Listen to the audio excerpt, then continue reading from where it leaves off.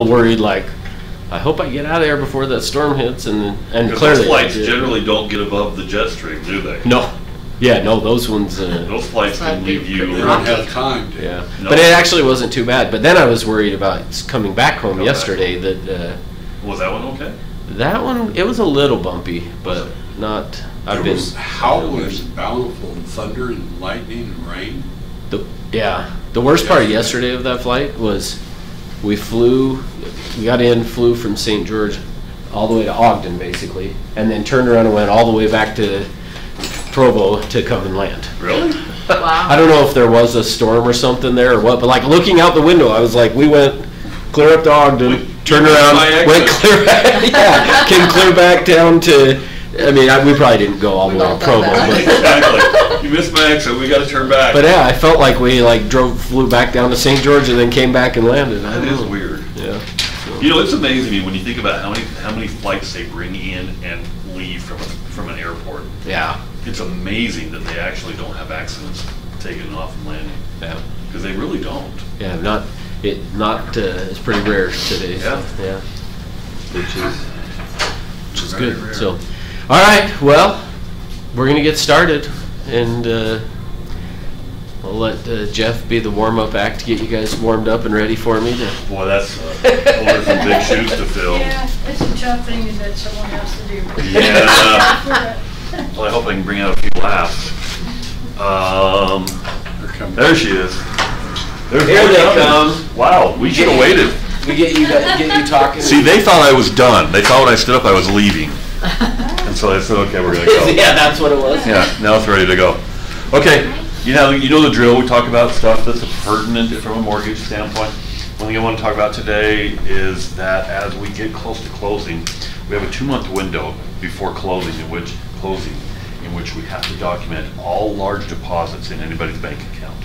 And that means, well, we're 25% of their monthly income. If they put a deposit in their bank account, we have to source and season that money.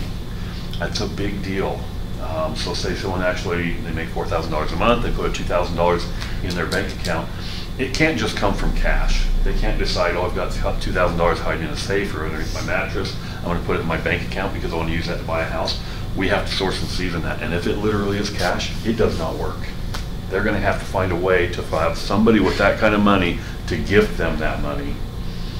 We're not going to go through all the ifs and ands or how that comes about, but they just cannot bring cash to closing. And if it's literally cash within 2 months of closing, it doesn't work. So this is what we recommend to people, and you guys are the ones who are usually on the forefront of this. When someone talks about their down payment money and they say, oh, it's going to be cash, I'm going to put it in my bank, have them talk to their loan officer first. And we'll talk them through how to get that to where it's legitimate money to use towards closing. Because they can really mess themselves up. Because here's the thing, say they take their $2,000, put it in their bank account, oh, I messed up, and they take it out. Have we fixed the problem? No. Now we have a bank account that says they put $2,000 in and took $2,000 out. We have to explain what's going on there. What's the explanation? Instead of fun. Yeah, I mean, we have twice as many problems. So before they do anything silly, and a lot of times we don't know, sometimes they really talk that stuff out with their real estate agent. Make sure that if they're going to put money in their account, talk to their loan officer first, and we'll help them determine how the best way to put that in there is. So, any questions? I mean, if they have that cash, they deposit and then wait 2 months till they apply for a loan? So say they've made a purchase, they made a purchase agreement, they're going to close within 30 days, and they come to you and say, I've got $2,000, it's going to be going towards my down payment, but it's cash. Well, they can't put that in their account because it's unseasoned, unsourced income. So the way we would probably handle that is say, okay, do you have a father, mother, brother, sister who has $2,000 cash in their account? They can gift that money to you. And what you do with your $2,000 is your business. Yeah. They would gift that money to you, and that is a legitimate source.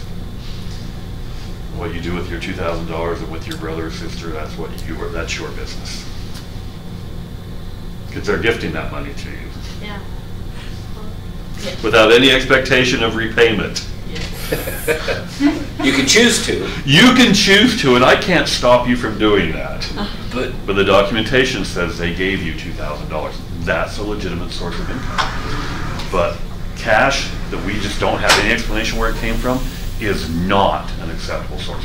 And the reality is, the reason why they're doing that is because it's called the Patriot Act. We have found that prior to the mortgage meltdown, that there was cash coming into this country and being filtered through real estate transactions. So they legitimized that cash that was actually not legitimized cash. So now when you put cash into a transaction, we have to find out where it came from. That's the reasons why. So someone wants to put money in their account, make sure they talk to their lender first. And the gift funds, do they have to be seasoned? Yes. So in that case I just talked about, you would go to a brother or sister and say, if you have $2,000, it's been in their account for 2 months. We get a gift letter from them, we get a verification that the money was in their account, and then they wire it to title company or to their bank account, whichever you want to talk to them. Okay? It's complicated, and if it's done wrong, it can actually delay your closing. It can actually delay. Okay? Any other questions? Okay. Now the real warm-up act. I'm ready. Thank you. See, and more people will be coming as soon as I leave. Okay, good. Hi everyone, I'm Mackenzie. I'm with Vanguard Title, just downstairs on the 4th floor. Today I have some great tips for you for a timely closing. So you do so much work as a realtor, right? You prospect, you face rejection, you door knock, and then you finally get a lead. And then you and the lender, I know you know this. You and the lender do all this work to get to the big day of closing, right? And we want it to go as smoothly as possible and be a grand finale. So don't get overwhelmed by all of this, because a lot of this might not apply to you, especially on the right-hand column. But I would say the top 3 things that you should remember that we need from you is your contact information and your client's contact information. It really makes our job easier for your clients if you explain what the title company is and that we will be contacting them to get information like their social security number or their birthday. So just let them know that we're part of your team helping you close the deal. Another thing is to be sure that your fees, whether it's a change in commission or your transaction fee, is correct on the closing disclosure or from the get-go, so that we can get that correct for you. And then addendums. This is a big one. So we have a new agent that we work with, love her to death, but she was brand new and didn't realize that the title company also needs to get the addendums. And so we were missing like 5 addendums, and we get to closing, and the other title company was also missing all the addendums. And it made a big problem. Luckily, we were able to just extend it, but we do need all the addendums because we hold the money for the transaction. So we just have to know what's going on as well. So if you have any questions at all, feel free to come downstairs. We'd love to help you. Are there any questions I can answer for you right now? No? Okay. Awesome, thanks again. Yep, thank you. All right. Russ said earlier, if there's more girls than guys today, send all the girls to lunch. Is that what I said? Maybe, I wasn't sure. Okay. Awesome, I love it. Okay, so any questions before we get started? None? How about wins? Anything exciting? Okay. Should I turn the music back on and we'll start this over again? Okay, well, here's where we're going to go then. So we talked on Monday, we started talking about lead generation and things. So here's what we're going to do today. So I want to pick up where we left off. So we left off yesterday by talking about this. So about in prospecting, we've got to connect, we have to create value, and then we have to close. So we're going to spend today basically going through that, but in more detail about it. So we're going to go through and talk about those things.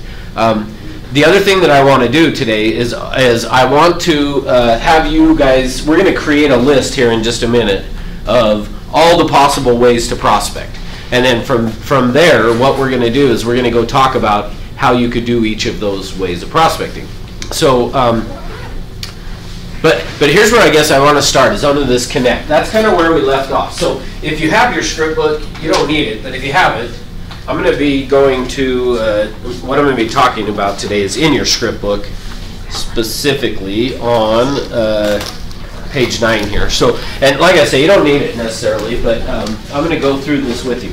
So we talked already, the first thing in there talks about focus. Now, so here's your first test. What's your focus need to be on? To see if you remember from Tuesday. What's our focus? Appointments. Appointments, right? We're not out there just to make contacts. We are doing this prospecting and lead generation to set appointments, right? So the objective of what we're trying to accomplish is we got to set appointments. So our focus has got to be on that. The next thing we have in there is energy and enthusiasm. So in terms of energy and enthusiasm, why is that important when we're prospecting? You gotta bring it. Okay. And it makes them feel good. Good. Yeah, I mean, could you imagine if, like, for class, if I was like, okay, guys, energy and enthusiasm, so important. You gotta have it. Like, how exciting would that be for me to do that, right? So we gotta have energy and enthusiasm. Now, where I learned this, actually, where I really saw this take place was Rick Bentley. You guys, everybody know who Rick is? So he was the one on Tuesday that sat over there for a minute, but he was making some recruiting calls one day, and he got on the phone, and when the person answered, he said, I don't remember the guy's name, but let's say it was Sherm. He goes, Sherm, Rick Bentley, Century 21, how's it going? And this was on speaker, and I heard the guy on the other end go, so great, how you doing? And anyway, they sat and had a conversation, and he set an appointment with him, and he hung up. And I said, hey, so who was that? And he told me the guy's name, and I said, yeah, but like, how do you know him? And he said, oh, I don't. And I was like, really? Because like that totally sounded like you were talking to a friend, like you had called this long lost friend that you hadn't talked to in a long time. And he's like, I know, right? So part of it was just the energy and enthusiasm, meaning that when he called, he said, sure, Russ Orchard, Century 21. Like, he said it like, hey, we know each other. Like, and he didn't say we know each other, but the way he said it. Does that make sense? So part of this energy and enthusiasm leads to this. UCLA did a study on communication, and what they found was this. 7% of our communication is the words that we use. So 7% of the communication that takes place is the words that we use. 38% of communication is the tone. 55% of communication, is body language. So our body language is 55% of communication. Now, here's the thing with this. When you first look at that, when you see that, what thoughts do you have about it? I mean, and I'm not looking for a specific answer, but when you see that, what do you think? Words. I mean, you'd think that was a huge. 55%. Yeah, thank you. Thank you. That's part of what for me, that's what stands out. Now there may be other things, and I want to hear them. So Sherm, you're going to say something, but words to me, like you would think, like the words that we use would be hugely important. Now, for me though, here's the other thing that I've learned, and why I ask that and why I say that is, I also realize, and I'll show you here in a second, that how crucial, even though the words still are, but to me it emphasizes how much more important the tone and body language is. So you were going to say something. I was going to say what she was going to say, but the thought occurred to me, your tone combined with your 7% words becomes a big percentage of it. Just like you were saying, demonstrating over there, your enthusiasm or lack of enthusiasm, the words were the same, but the tone, tonality, the delivery was significantly different. So you really, in my mind, you combine those two to be effective. Yes, thank you. And in fact, as you're saying that, it's reminding me. Jim Rohn, do you guys know who Jim Rohn is? Okay, so Jim Rohn, he has a little audio segment that he talks about communication, and in that one, he uses basically what you just said, is he said words are like a pin. Meaning, like, if I had a pin, a straight pin, and I just threw it at you, it probably, I mean, it, depending, it might stick, it might not, it might just bounce off of you, right? But if I took that pin, that straight pin, and taped it really good to an iron bar, which, so the pin being the words, this iron bar being the tone, I could ram it right into you, right? So the words with the tone makes it very powerful, basically, which is what you just said, right? So the words that we use. Now, let me show you what I mean. So remember, our job is we got to connect with people. Now, the way we're going to do that is, to some extent, through having energy and enthusiasm. So the importance of energy and enthusiasm is, so the words that we use. So let me show you what I mean. So when we say, that makes it look like the words aren't that important, which to me, that's kind of the thought that I had, but it also helps me realize how crucial the words are. Let me show you what I mean. Let's say that I'm talking to my wife, and I say, oh, honey, I just hate you so much. Like, do the words matter? Like, how is that going to go over if I said that to my wife? You know what? You're just the best. I just hate you so much. So the words matter, right? But the tone that we use it in is going to be even more important. Meaning, if I were to say to my wife, I love you. I used the same words, right? But what changed? Because did the meaning change? What changed? You were questioning. Yeah, I'm asking, like, I love you versus saying I love you, right? So the words, I want you to see, words are important, because if I don't say the right word when I'm trying to say I love you, if I substitute it for I hate you, that's not going to work, right? But the tone is going to be way more important. Now, the body language. Here's this one. So we've got this, Tony Robbins has Unleash the Power Within in November coming up. And I went to one 2 years ago. In fact, it was October 2 years ago down in LA. And on the second day, he has a guy come out. Do you remember what the guy's name is? Joseph. What? Is it Joseph? Yeah, Joseph, yeah. He has this other guy come out to teach the second day. Well, the guy comes out on the stage, they introduce him, everybody's cheering, he's out there and he's like loving the cheering, he's doing this, and then he starts going, okay, sit down. No, stop. And what did everybody do when he said, stop cheering, stop? Cheer. But they cheered more as he did this, right? So even though the words that he was using were saying stop, and he even did it with a tone of, no, sit down, have a seat, guys, go ahead. But because he was still going like this, the body language was communicating, more. Keep going, give me more. And everybody cheered even louder. Does that make sense? So this is very crucial into how we are going to communicate with people and how we're going to connect with them. So part of this energy and enthusiasm is you've got to be excited. Meaning, when you are on the phone or you're knocking on doors. So Kelby, you've been doing a bit on the phone. Do you ever find yourself, like, after an hour, kind of like, okay? Yes and no.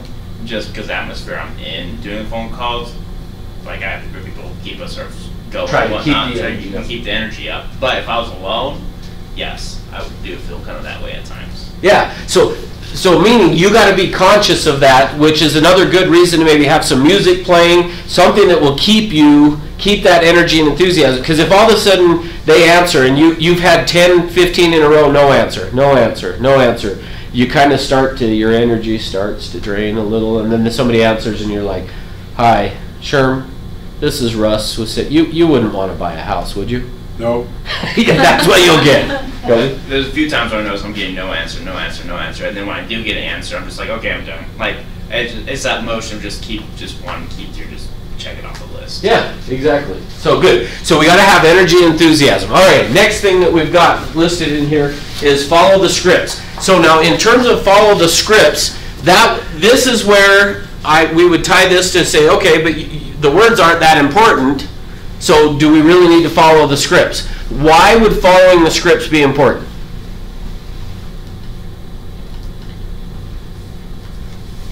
Because if you follow them, then you actually have a better outcome. You're not winging it.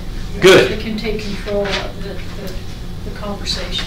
Good, yeah. And why? Why do we get a better outcome by following the script? Because if you're winging it and you go off on a left field tangent with whatever they want to talk about, and you don't get to the point where you want to go. So you need to be in control of the conversation to get the end result you're trying to get. Keeps them on track. Yeah, so good. I love that. Here's and now remember on Tuesday we talked about what's the difference between persuasion and manipulation? What's the difference? Intent. The intent, right? It's what are we intending? We're intending to help. Now, part of this is why I bring that up is what I'm about to say. I don't want you to think it as a negative thing. Think of it as the persuading. We're doing it for their good. But the scripts are designed, and I'm trying to think of a better way of saying it. So if one of you has a better way of saying this than what I'm going to say, but it almost backs them into a corner. Okay, yeah, thank you. That's probably the better way of saying it, right? It's going to lead them to what? The outcome that you desire. Which is? To sell a home. Okay, but even before that, what's our focus? Set the appointment. Yeah, so the scripts are designed to lead them to an appointment. Does that make sense? Now, I was down on the second floor. This goes back a number of months ago. But I was down on the second floor in that calling area, and I was listening to a couple of agents make some phone calls. And one of the agents that was making the phone calls was doing a great job of asking questions. He was asking tons and tons of questions. The problem was they were like all over the place. Meaning, the idea of why we say follow the script is designed to lead you or lead them to a specific outcome, which is an appointment. And I watched this agent bounce all over the place, and after the call I said, great job, great job on asking questions. You were asking really, really good questions, but they weren't leading the person to anywhere. You were just asking questions. Does that make sense? So the reason we want to stick with following the scripts is they are designed to lead you to a specific outcome. Make sense? Okay, next. So the next one on here is build rapport, and then after that it's got actually what I just said, which is asking questions. So we want to make sure that we're asking questions. Now, to some extent, what you're going to do is something like this. As you are asking appointments, think of this as the infinity sign or a sideways figure 8 kind of a thing. But what we want to be doing is asking questions and then try to ask for an appointment. We're going to ask questions, then we're going to ask for an appointment. Ask question, appointment. Ask question, appointment. Does that make sense? So you are typically going to have to ask for an appointment between 3 and 5 times before you're going to get told yes. Now, since Jason's here, and I know you wanted to help participate in this, Sure. right? Will you share with these guys how you kept track of it, how you did your appointments? Or asked for the appointments, I mean. Just while I was prospecting? Yeah. I've done it with pennies, or I've got these little magnets that stick together. And every time I would ask an appointment, I would click it off. Is that what you meant? Uh-huh. Yeah. Yeah. So you had like 5 pennies. I had 5 pennies, so my goal was to close 5 times in every call. And every time I would say a closing question, I would remove a penny, and I would just know how many more closes I needed to before I could get off. Does that make sense? So one of the things I think that's a great idea is if you're on the phone, have pennies, quarters, whatever, sitting there that you can, every time you ask, that you close, which we'll come back to that in a minute, but every time you close here, slide one of them off to the side. Okay, I've asked once. Then once you've done that, then you're going to ask some questions that are not closing questions, but just asking some yes questions of, so getting the most amount of money for your home is important, right? Yes. And did you want to say something? Just so you know, I don't know if you talked about it, but the reason there's 5 is most people will close within 5 to 7 times. So that's why the number 5 was important to me, is because I wanted to get them to the point where they're going to say no, no, no. They might say no 5 times before they give me a yes. That's why I said 5. Yeah, so yeah, thank you for doing that. Okay, now, so the other piece of this, so we want to make sure that we're asking a lot of questions. So you need to be asking questions. Now, the scripts are really just what? What are the scripts? Questions, right? And again, they're designed to ask the questions to get you to a certain outcome. Okay, next thing that we're going to do in terms of connecting with people is you've got to repeat and affirm. Now, why would repeating and affirming to people be important? They need to feel like they're being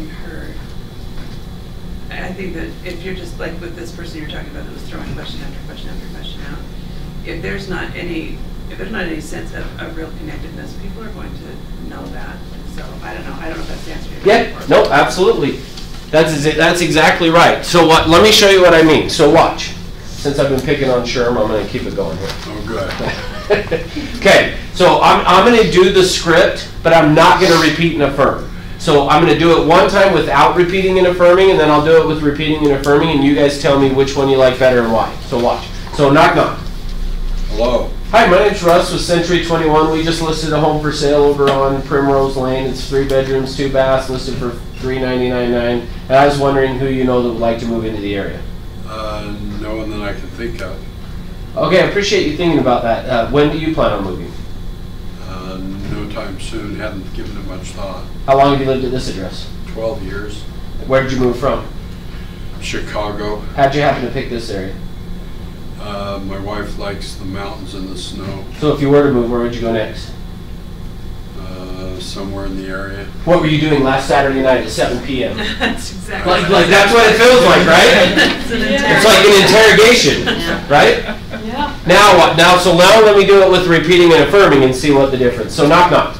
Hello. Hey, my name is Russ with Century 21. We just listed a home over here on Birch and Pine. It's got 3 bedrooms, 2 baths, listed for $299,999. And I just was wondering who you know that would like to move into the area. I can't think of anybody. You can't think of anyone? Okay, hey, well, I appreciate you taking the time to think about that. Sure. Well, what about you? When do you plan on moving? I haven't really given it much thought. I guess some point in time we'd like to move. We kind of want to downsize. So potentially downsize, but haven't really thought about it too much. Yeah, no time soon, but I guess that's in the plan somewhere. So it's in the plan somewhere. Okay, perfect. Hey, that's great. Well, so how long have you lived at this address? 12 years. 12 years? You're kidding. Good No. for you. Well, wow, where'd you move from? Originally from Chicago. From Chicago, out here? Oh, really? Wow. So what brought you out here?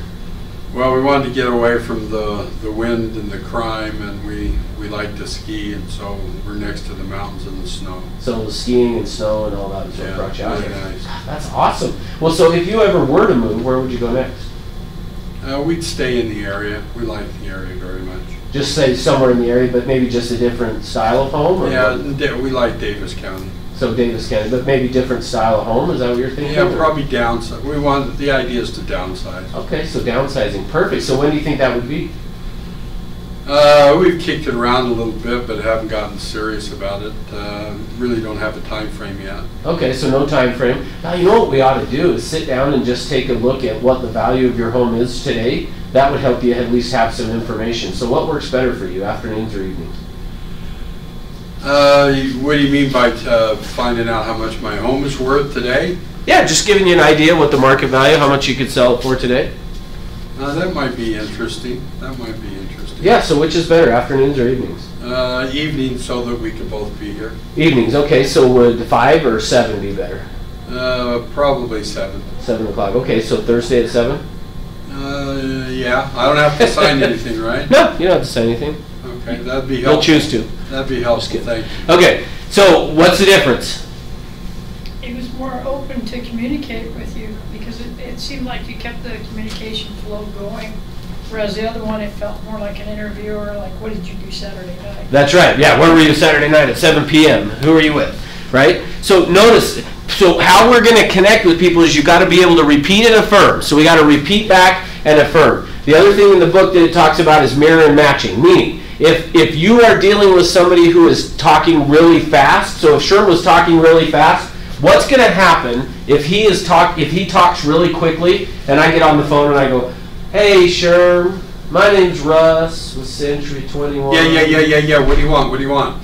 Yeah, notice that. And what is somebody who talks fast going to think about if I talk slow? They don't want to deal with you. They don't want to deal with me, that I'm obnoxious, and what? Dumber than a brick.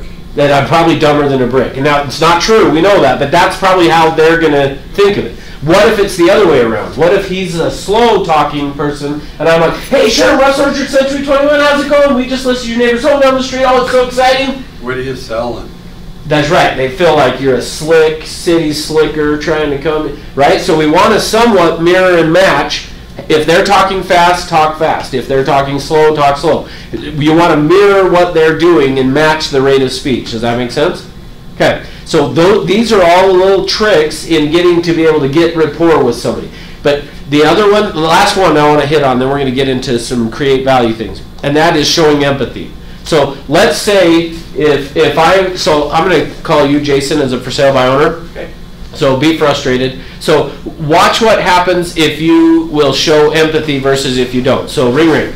Hello. Hi, is this the owner of the home? Yes. So hey, I just saw your ad on KSL and was just giving you a call to just, I work with a lot of buyers and sellers in the area. Wanted to see how I could help you. Yeah, you and the other 20 other agents have called me this morning. Oh, you've gotten a lot of calls this morning? Yep. That's got to be so frustrating. Yeah, I just want to get my home sold, so if you have a buyer, bring them by. Otherwise, I don't really care. Yeah, I mean, like, next thing you know, they're going to be flying over your house in a helicopter, dropping stuff down on you, right? Probably. Feels like that, huh? So, yeah, I'm sure that's got to be really annoying to have that. Well, hey, let me ask you, if you sold this home, where would you go next? Yeah, I don't think that really matters. We're going to get this home sold, though. Oh, you're all right. Oh, that's perfect. Well, that's awesome. So, now, what am I doing? What have I done with him as I'm, when he's frustrated, what am I doing? Kind of mirroring it back to it. You're validating. Yeah, you want to show some empathy back to them of, hey, that has got to be frustrating when you're having that kind of thing. One of the ones that Rick likes to say all the time is you kick a bush and a realtor runs out. And a lot of times that will have them kind of go, I know, right? So annoying. Why do you guys keep calling me? So we got to show empathy for people. If they're frustrated, you're the 50th person to call today. Oh, gosh, that's got to be frustrating to get that many calls. Man, I can only imagine. If I were you, so you want to say things like, if I were you, I would feel the exact same way. If they're frustrated, be frustrated with them. Make them right. Does that make sense? We have to make people right. The number one human need that people have after food, shelter, clothing, all that is, and maybe even to some extent above that even, is to be validated. They want to know that they're right. Make them right. In fact, I read something recently. I wish I would have kept a copy of this, because I read it and I didn't really think about this connection until later. But I read something that says, eventually, every one of us thinks that eventually everyone will figure out we were right. No matter what. All of us think that politics, religion, doesn't matter what it is, that all of us think eventually meaning every Republican out there thinks eventually the Democrats will figure out they're right. Every Democrat thinks eventually the Republicans will figure out they're right. Every church is the same way. We all individually think eventually everyone will figure out we were right. So make people right. Part of how you can connect with these people and get a connection with them is validate them, make them right. So if they're frustrated, be frustrated with them. Hey, that's got to be frustrating. I can't imagine what that must feel like to you. Does that make sense? Got it? All right, so we've got to connect with people. The next thing is creating value. How do we create value? Now remember, we're talking about what? Getting appointments. How would we want to create value? You look like you want to say something today. Well, this is something that I actually kind of struggle with, because I tend to create value in terms of the things that I value. And so I would say that... Ooh, that's powerful. Say that again, because I want to make sure you guys heard that, because that is actually very, very powerful. So it goes back to this idea that I'm going to eventually discover, everyone else will figure out that I was right. I go into any kind of relationship encounter assuming that the other person values what I value. And so when I'm trying to instill in them some concept of my value, I lead with what I value. Which all of us do that. That's not just you, by the way. This is everybody. Well, it was interesting when I was teaching college, for example. I'd have these massive classes, and I would go in assuming that I would want from a teacher, because what I wanted from a teacher was enthusiasm and a sense of humor, and I wanted to disarm you. We're all just one big family. We're going to have a great time this semester. And yet I could see out there sprinkled in that classroom kids who were either put off by that. Let's get down to business. And I would see that all semester with those same kids. Just give me the facts, lady, and get out of my way, right? Or kids who were steamrolled by this giant personality. who really felt like what they wanted was calm and, consistent and individualized, attention. And it took me a while in that kind of an environment to realize that I would have to lead with me. I go Yes. in with me, right? Yes. I had to lead with me, but I had to read the room as fast as I could. And then as soon as I started to see, like the ones who were really responsive to me, I would move in closer to them. So that because it sent two messages. First of all, you're responding, you're an easy target, I can talk to you. But also it said to that child, or that, not child, I always thought of them as my kids too, my kids, right? But that kid who looked like they were shy but would respond well to individualized attention. Oh look, she does pay attention to individuals. See, she's talking to that person over there. So that later on, as they were working on a project, I could work around and have a private moment with that student. But it takes some reading of the room. And what I learned most of all then, going back to what you asked me to repeat, was not everyone values what I value. And the important thing is that we need to be able to value the thing that is going to make the most sense within the parameters of the relationship.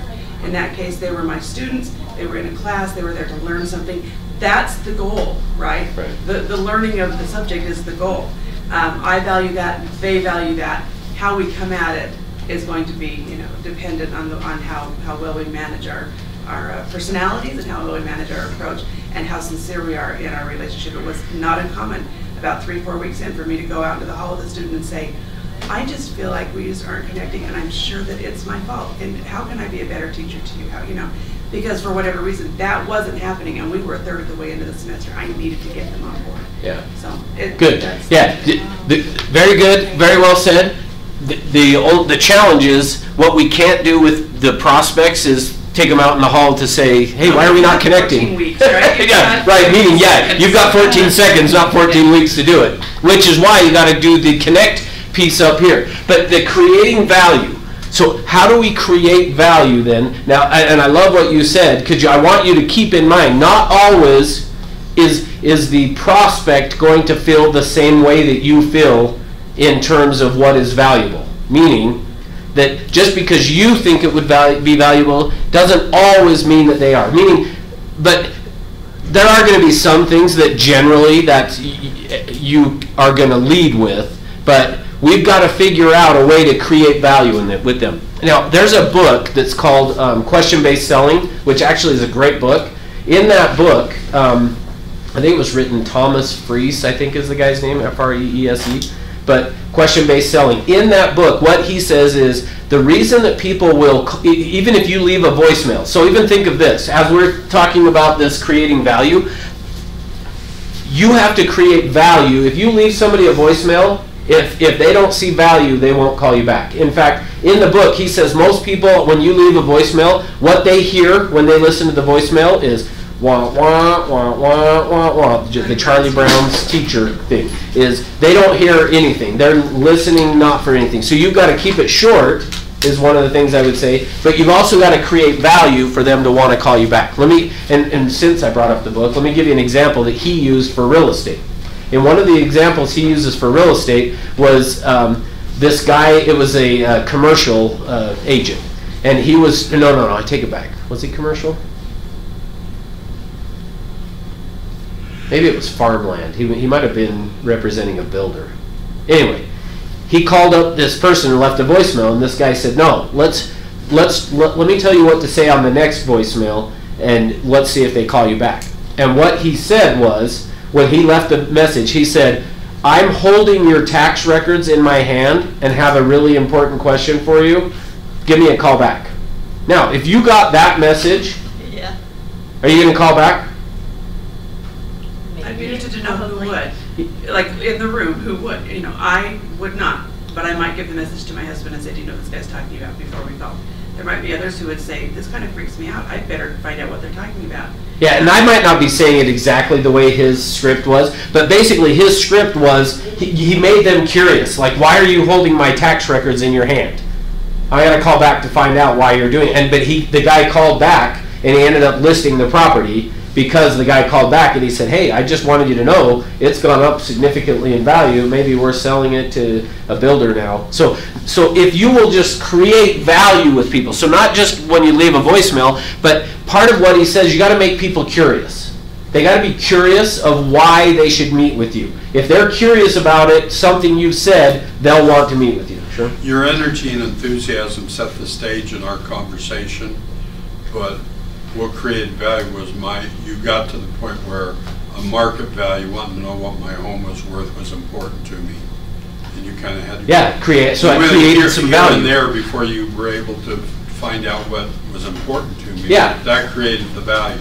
Perfect. So so to tie that, thank you for saying that, on this just listed script, the thing that, remember I told you guys on Tuesday, this is probably my favorite script of all time. The reason is because I feel like, when do you plan on moving? How long have you lived at this address? Where did you move from? How did you happen to pick this area? Is all about connecting.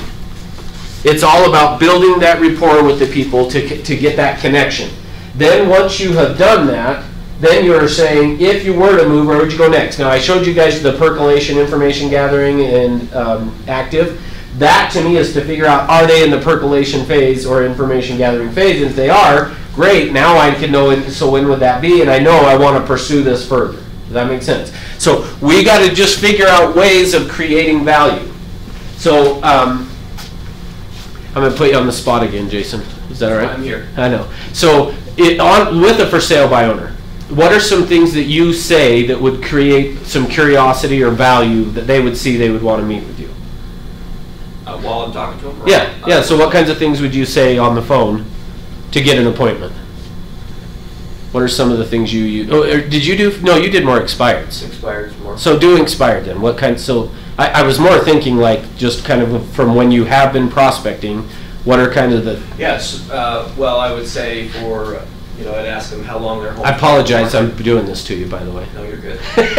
I'd ask them how long it's been on the market, and they'd say, that's interesting. There's a lot of homes selling.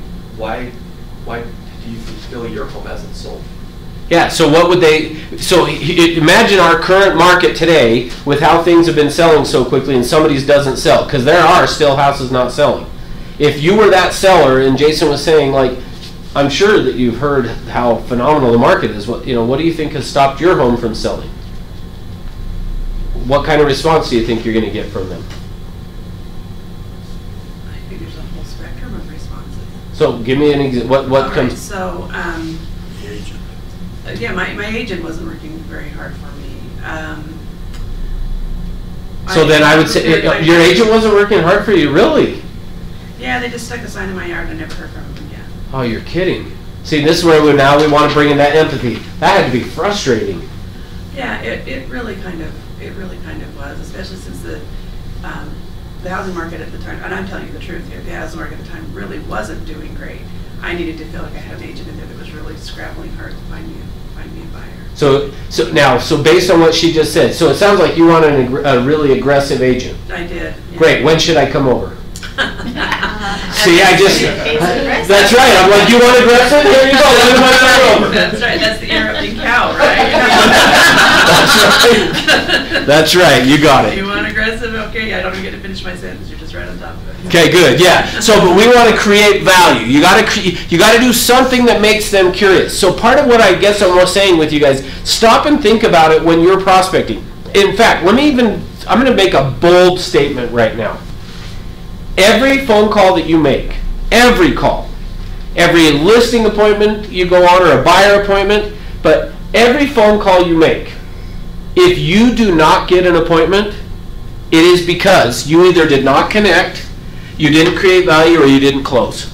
Guaranteed. Every time. Watch. I'm going to prove it to you. Kelby, do not set an appointment with me. So we're going to do a role play with Kelby. Do not set an appointment with me unless I create a tremendous amount of value. Okay? So be like, you get where I'm saying, right? Do not meet with me unless I create value. Okay? Now watch this. So ring ring. Hello. Hi, my name is Russ. I'm with Century 21. Is this the owner of the home? Yes, it is. Oh, hey, great. Hey, we just listed a home for sale over down the street from you, a few houses. It's listed for $399,900. Do you know anybody that would want to move into the area? No, not at all. Okay, well, how about you? When do you plan on moving? I'm not planning on moving at all. We've been here for 35 plus years. No plans to move. Huh, interesting. So 35 years you've lived there. Yeah. Really? Wow, where'd you move from? Now, let me pause. The importance of knowing the script Because typically the script would have said, well, how long have you lived here? But he had already told me. Because I know the script, I didn't say, oh, so how long have you lived at this address? After he said we've been here 35 years. I'm able to say, 35 years, great, wow. Where did you move from? Born and raised right here in this house. You're kidding. That's awesome. It's the home you grew up in. Yep. That's phenomenal. Now, in my mind, I'm going, tons of equity in this house now, right? Okay. Well, you know what we ought to do is get together and talk a little bit about the market value, what's gone on with the market today, and see how much you can sell your home for. No, not interested in selling. Planning on dying in it. Born in death. Oh, you plan, man, so that dash in between your birth date and your death date is going to all take place in this one house. Yep. Oh, God, good for you. That's great. Well, hey, you know, one of the things that I actually do is I offer to my clients that I sit down and meet with, even if we don't list their house, I give them $10,000. When could I come and meet with you? Not interested. Okay, I have a $100,000 check that I will hand to you cash that you can deposit if you'll just sit down with me for 15 minutes. Not interested. I was just up in Idaho and won the lottery. I'm good. Oh, really? How much did you win? $5 million. $5 million, really? So if I was to give you $20 million to sit down with me, how would that sound? You have $20 million. Why would you be doing this? All right, I picked the wrong person. This is the first time I've failed at this. Thanks a lot, Kelly. I was the neighbor. I know. Look, yeah, no, the neighbor was begging me to come over to the house. But notice that. Now, I'm not saying you should go and do that. But seriously, if I made a phone call and I said to you, Peggy, I will give you $10,000 if you sit down and talk with me just for 15 minutes. Would you say, yeah, sure, when did you want to come over? No, I'd want to know what's the catch. There's no catch. I mean, why would you offer me $10,000 to sit down and visit with me? Because I'm going to make $30,000 if I can get an appointment today. So I'm going to give you What's in it for me? I mean, $10,000 is what's in it for you. I'm going to give you $10,000. Come to my house. Yeah, you told me. I'll pick the two worst people who are doing this. Hey, you told me not. I will let you create. I said unless I created value. It was no value to me, though. You should switch tactics. I guess so. And I was willing to take the 10. I know, see? But you get my point, though, right? If you create value, now I want to be very, very clear, you may not always want to go meet with somebody just to go, meaning like, would it financially make sense to me to call people and say, hey, if you'll meet with me, I'll give you $10,000? That's probably not going to make sense. No. Jason? You know, we laugh at the $10,000, but, you know, I mean, I had a guy come over to talk about my smoke alarms because he promised me a window bat. I was like, oh, sweet, I'll take a window bat. You can come talk. A window bat? Yeah, one of those. What's a window bat? It's just a bat that you put by your window that snaps by your window. Oh, gotcha. And I was like, yeah, I mean, that's valuable enough to me. So I let him come over and talk about his stuff. I mean, we laugh about the $10,000, but we probably do it all the time. Oh, again, we do. Yeah, if we see value in it or there's attached value for what we want. Well, and I hadn't thought of it, Jason, but you're exactly right. You think about the timeshare things. Come and listen to our timeshare speech, and we'll give you 2 nights in Vegas or whatever. I mean, if we see the value in that, we'll go do it. Well, yeah, sure. I'll go listen to you for a little while to get that. So, yeah, good night. When I was early in my, like 30 years ago, when I was substitute teaching in elementary school, I taught for a teacher who had a big jar of Smarties. So, you know, the tiniest candy you could eat and still consider yourself having eaten candy, right? And they were all loose. And she said, this is my reward system. And she kind of laid it all out. Here's, you know, if the kids do this, if the kids do that. I was astonished at how many, what the hoops a kid would jump through for a little Smartie. Smartie. It wasn't like give him a fistful of Smarties. It was like give him one. And it was remarkable. And in that case, it was as much about what the kids valued, but it was also about how the teacher presented the value of the Smartie. I might as well have been teaching them how to spin straw into gold, right? Yep. And so it wasn't just that Smarties were valuable. It was that I convinced them that Smarties were valuable, and then, sure, you know, in a way we were able to get through. So $10,000 may not work for some person, but he's exactly right.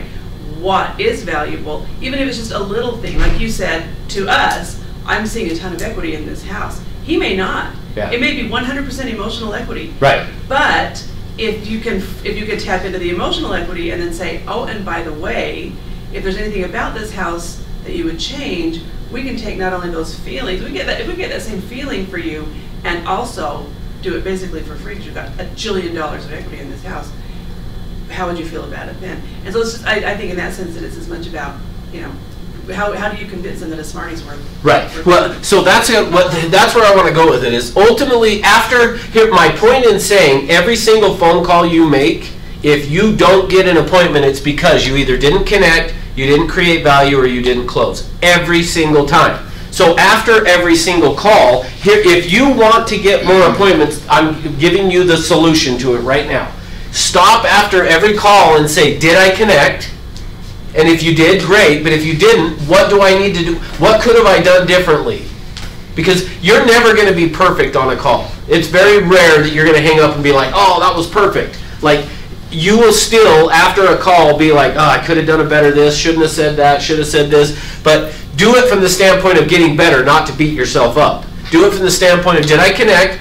Did I create value? And if you didn't, like, ask around. Hey, how could you, so this person said this, how could I create value for them to want to meet with me? And then third is, you either didn't connect, you didn't create value, or you didn't close. Now, there's only 5 ways in the English language that you can ask for an appointment.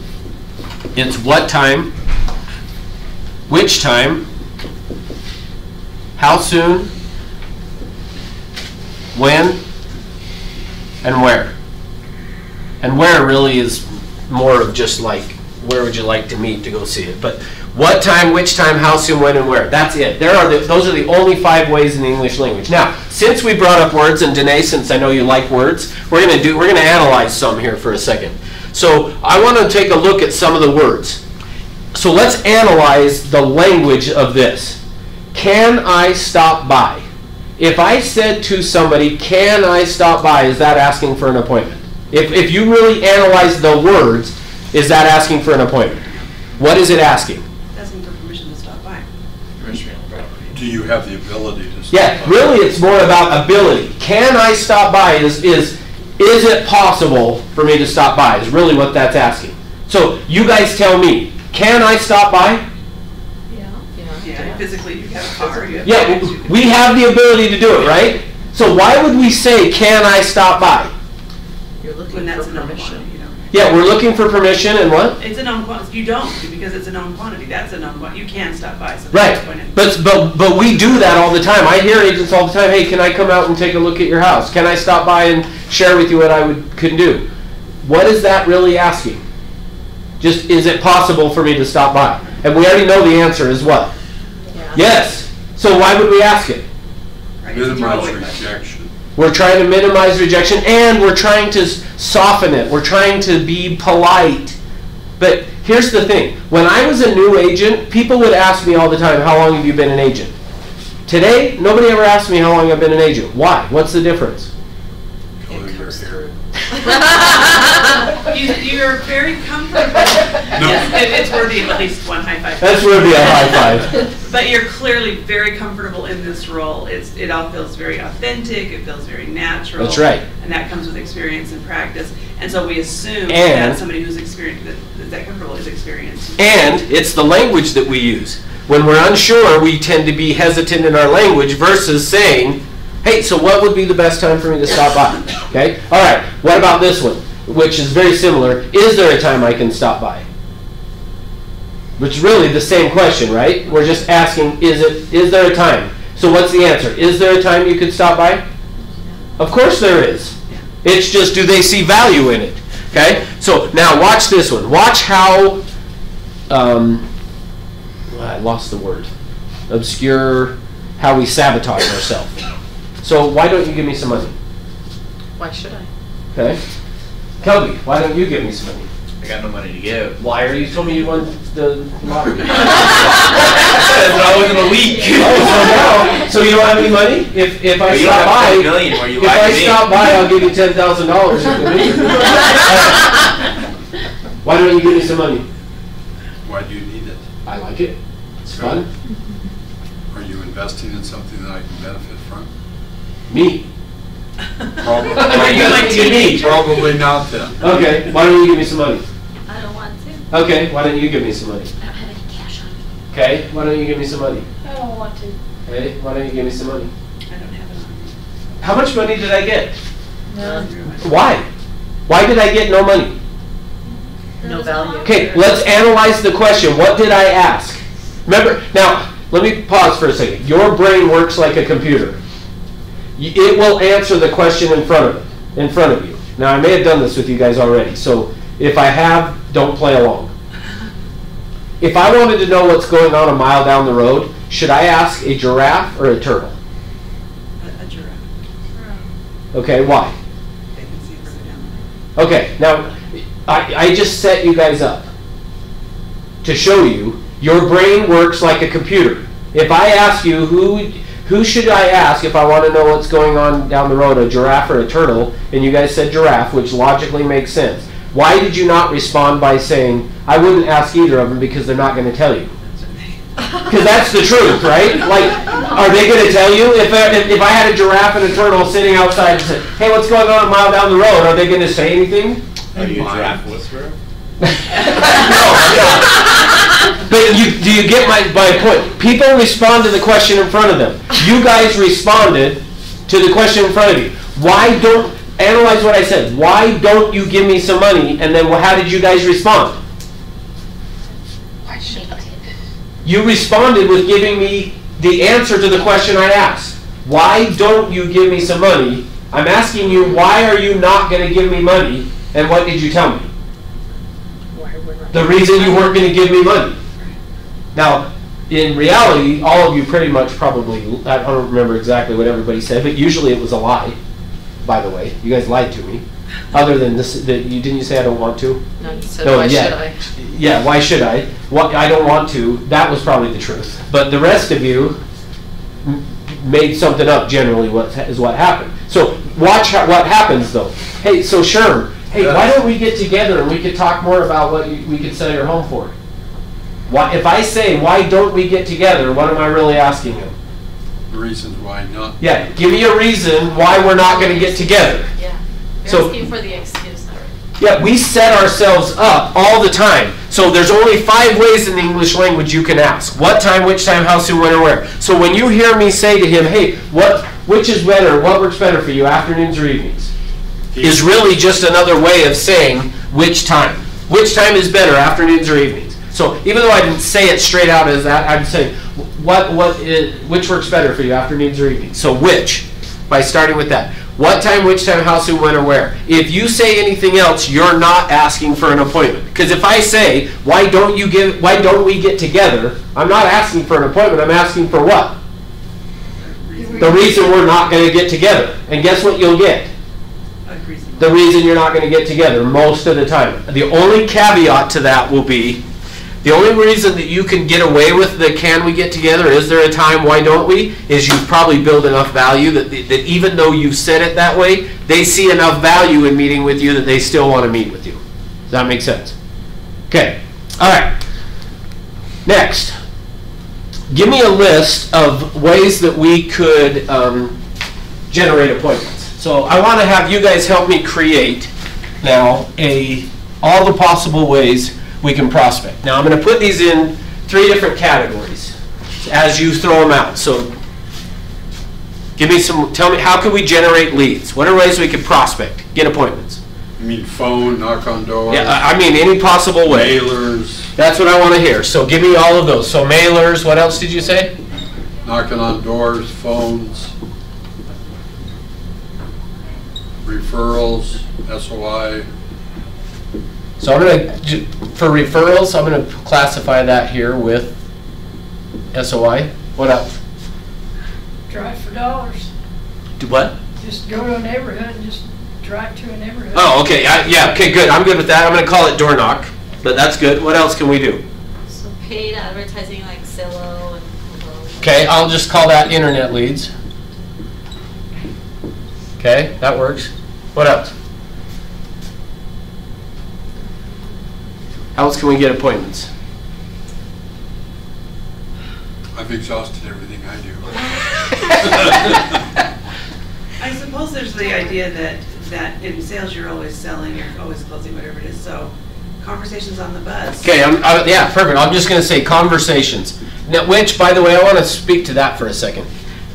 Honestly, if you are not doing that, you have got to start doing that. Like, just every person you interact with, talk to them about real estate. I've done this training, I've told you guys, I think, for like 15 years. I used to do it down on the corner of 7200 South and State, right down here, which there's like a Christian bookstore. Do you guys know where that's at? Oh, I'm impressed, because usually I get, no, I don't know where it is, and then I say Hooters, and then people go, oh yeah, I know where that is. Oh, that's interesting. You know where Hooters is, but you don't know where the Christian bookstore is. Interesting. So anyway, I used to do the training down there, and we would break for lunch, and there was a Subway right there, and tons of the agents would go over to Subway. Well, I know, hard to believe, right? Now you know why I go to Subway all the time, Jason. So anyway, the same guy worked there, and it had been 6 months, a year maybe, we had been doing trainings down there, and a lot of the same people going over there to Subway for lunch. And one day, finally, somebody came back and said, hey, I asked the guy that was there, I got a lead from him, he wants to buy a house.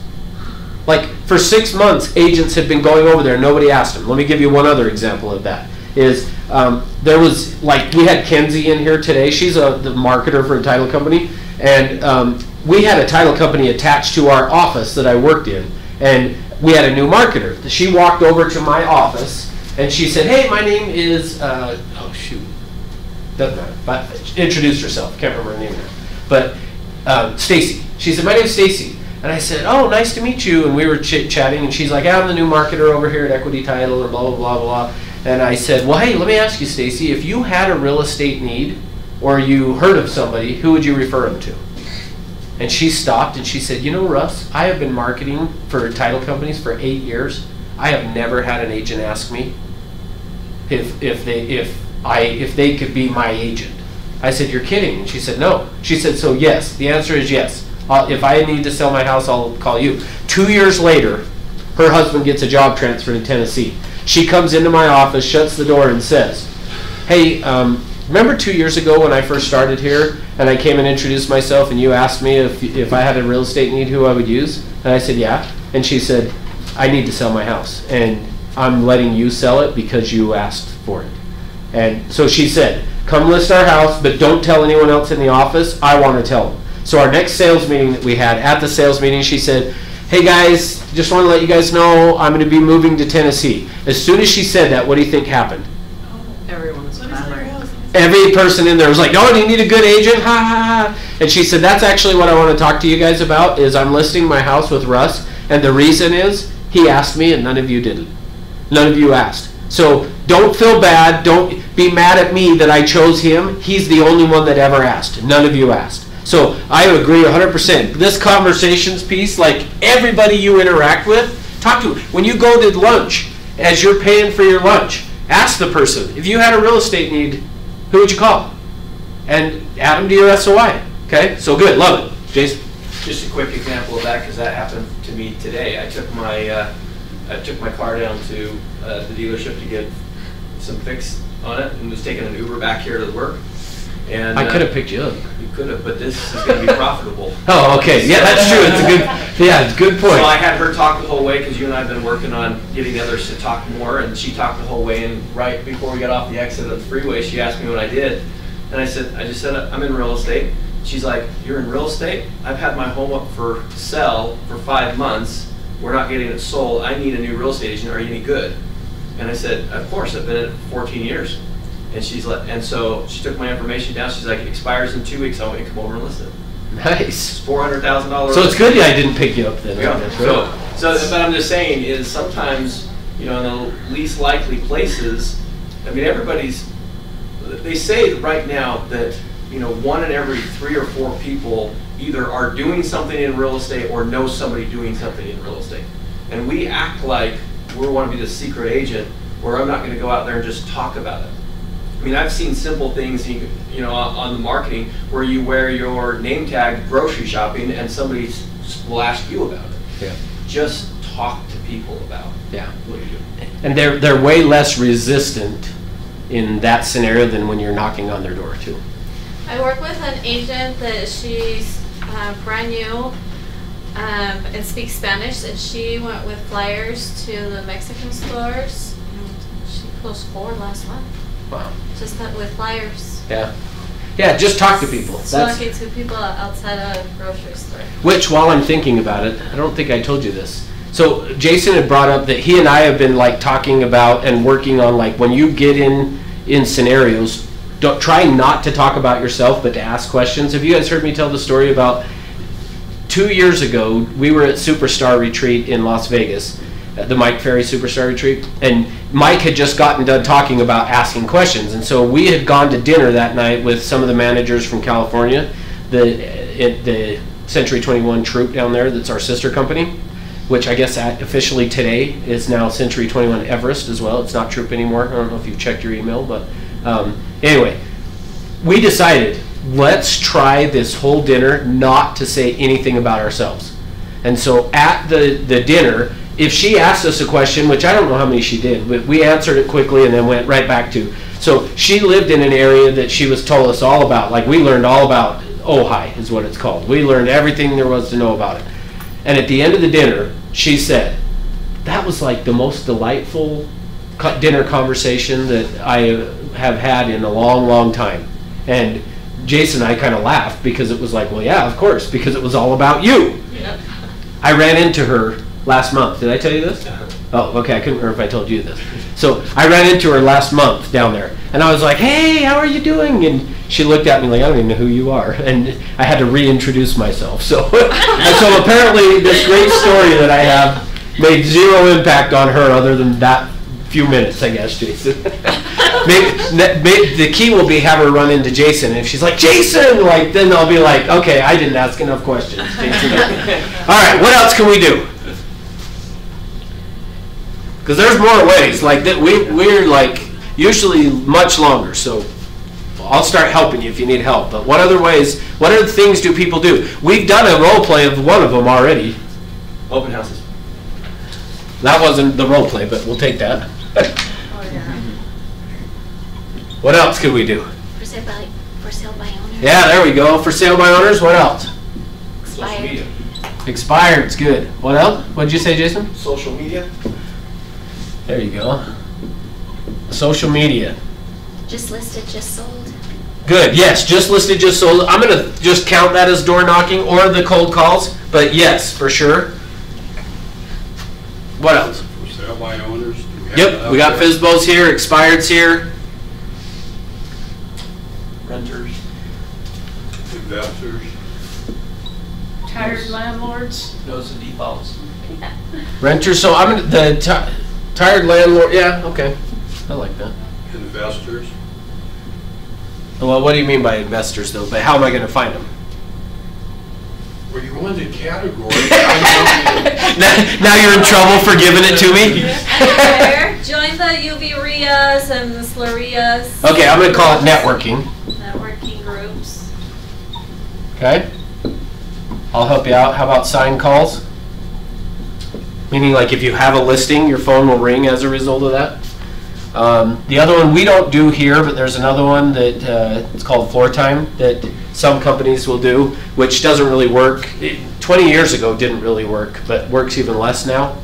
Is because it's just somebody just calling the front desk and saying, I want to sell my house, which, side note for that one, is a really good idea to be good friends and be really kind to whoever the receptionist is at your office, because they still do get those phone calls, and what they do with them, I don't know, but it kind of depends. But anyway, be friends with them. They what? They do. They do. They get those. They get a lot of those calls, and they do go to where they want to go.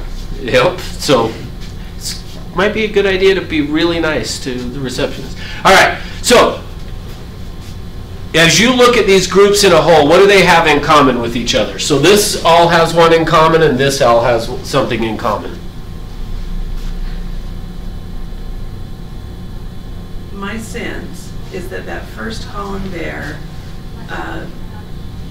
those are people that I don't have a connection with in any way. Are we going that direction or not? Because That's fine. You know what I mean? Like if I'm doing cold calls, if I'm sitting next to a lady at the hairdresser's getting my hair done and having a conversation, whatever, I'm not connected to them in any way. That feels like the toughest row to hoe of the three. Okay.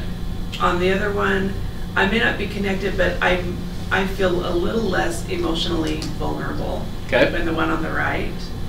And then the one in the middle may seem like the easiest, but those are the relationships that are the most. The reason I put this in the middle is it could go either way. I should have clarified that, sorry. The reason I threw it in the middle, because you're right, and to me, this is the most important of everything, but it can go either way.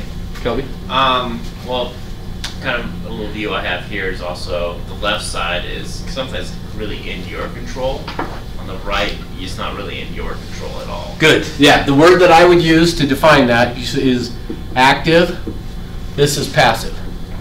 That's probably why I like the passive side. Well, and the other way of saying it, though, no, what you said is right, Danae. There is more rejection on this side than there is on this side. You're gonna have a higher competition on this side, at least for sale by owners and expireds, than you will on a lot of this side as well. So, but this is going to be things that are active, and we have a little more control over how many. Meaning, here's probably the best way I'd say it. You have control over how many contacts you're going to make this way versus this way. Have any of you held an open house? Sherm, how many people came? 4. 4 groups. So would that mean every time we do an open house we're going to get 4 people? How many are we going to get? We don't know. So that's what the challenge with this is. This is if I do a mailer, how many people are going to call me? 0. No idea, right? Yeah, and probably potentially 0. Say, all of these we don't really have a whole lot of control over. If I go list a house, am I going to automatically get signed calls? Not necessarily. So this side is more passive, this side is more active. Now, there are some advantages and disadvantages to all of these. Here's what I will tell you. We did a study actually on this, on open houses, and what we found was this. 82% of the people who come to an open house will do something real estate related within within a 1-year period, but the majority of them did something within a 6 to 9 month period. So, very rich in terms of the people who are going to do something, but the challenge is 6 to 9 months out is when that's going to typically take place most of the time, and you got to get appointments with them. And most agents, the way they do an open house is very ineffective, meaning this is what they do. Somebody comes through their open house and they have a card and they go like, hey, thanks for coming to the open house. Take a look around, and if you have any questions, let me know. Is this what you did, Sherm? Is that how you did it? Take a look around. If you have any questions, let me know. And then on the way out, they go, oh, well, here's my card. If I can help you with anything, let me know. I tried to qualify the time frame, what they were doing, what their interest in active. Oh, so you actually talked to the people. Yes. Well, that's good. That's different than most agents at an open house. She actually, this one lady, probably to my demise, I said, have you seen the backyard yet? And said, no, you're standing in my way. I can't get to the backyard. Well, so I'll have to show you. That's a good thing, actually. All right. So really, your sign calls are going to be the same people, and even floor time. These are what I like to call hand raisers. Now, so these are hand raisers. On this side, these are hand raisers. Think of it this way. Think of it as these are hurdles. There's 3 hurdles that we have to get over with people. First one is, do they need to sell or buy? Is the first hurdle. The second one is, will they use an agent? And then the third one is, will it be you? So the advantage, well, let's talk about for sale by owners for a minute. Do they need to sell or buy? Yeah, So they've cleared that hurdle already. Are they willing to use an agent on a for sale by owner? Not currently. Not yet. And then clearly it's not you yet either. So they've cleared one hurdle but not the other. Jason said he liked doing expireds, and I've never had this conversation with him, but I think part of the reason, so correct me if I'm wrong, and it's okay if I am, but on an expired, do they want to sell? Yes. Are they okay with using an agent? Yes. So what's the only hurdle you got to cover with them? Will they hire you? Yes, it's got to become you. Versus notice, if I'm out just door knocking, I first got to figure out, do they need to buy or sell? Then I got to figure out, will they use an agent? And then I got to get them to want it to be me. Versus with the expired, they've already cleared 2 of the hurdles. We already know They'll pay an agent, they'll okay with sell, they need to sell, they'll use an agent, I just gotta get it to be me. And I don't know if that's why you liked them or not, but. Yeah, that made it a lot easier. I just had to go in and convince it or share with them why it was best to use me. Yeah. So does that make sense? So think about that in terms of this. So the downside to this is just going to be what we said. You're going to have more rejection, so can you handle the more rejection? But your skills have got to be better on this side than they have to be on this side as well. Now, so I want to talk about, so I said we were going to go through and talk about how to do some of these things. So I want to talk about for sale by owners for a minute. Now, as we start this conversation on for sale by owners, have you figured out how to make this work and why sometimes it does and sometimes it doesn't? At first I thought it was because I wasn't pointing at it, so I had to point it over. Maybe it does have to be. There's like a little sensor on the top of there, but sometimes it works and sometimes it doesn't. Okay. Let me get the projector on here. So we're gonna, now it's gonna seem like at first that I'm trying to convince you not to do for sale by owners, but I'm not, okay? I want to be really clear on that it's gonna feel like, well, you're making this sound like not so great. But I have to kind of lay the groundwork, and then you'll see why in the long run this is gonna be helpful for you. If I can get it to, why is it not playing?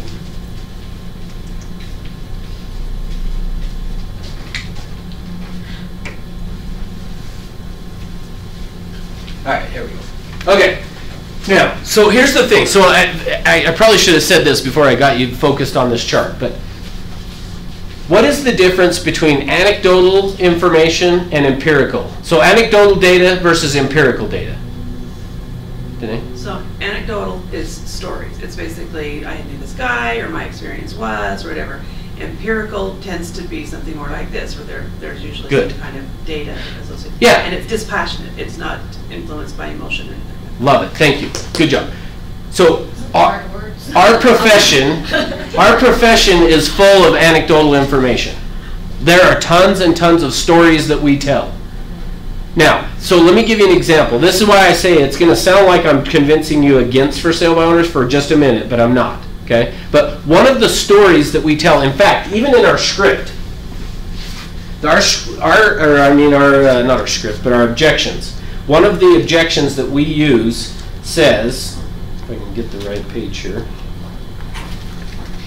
we'll save the commission by selling it ourselves, and then we go through a bunch of stuff, and then we say, and what's worse is the fact that only 2% of all for sale by owners sell themselves. Well, so I had heard that. I've heard that, and then the other thing that you will hear, if you haven't heard yet, but you're going to hear people say, anywhere between 80% and 98% of all for sale by owners end up listing their home.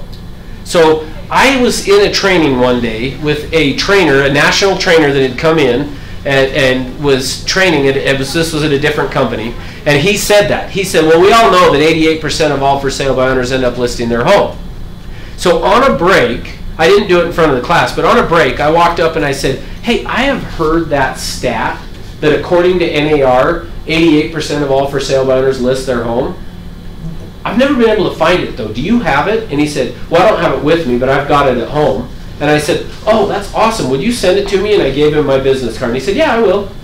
So I had then gone on, he had told everyone at this training to go and send him a friend request on Facebook. So I went on Facebook, I had sent him a friend request, he had accepted it, and a few weeks went by and I never got this stuff. So I sent him a private message in Facebook and just said, hey, I almost said his name, which I probably shouldn't, but I said, hey, would you send me, you were going to send me the data that you had from NAR that said that 88% of all for sale by owners list their home.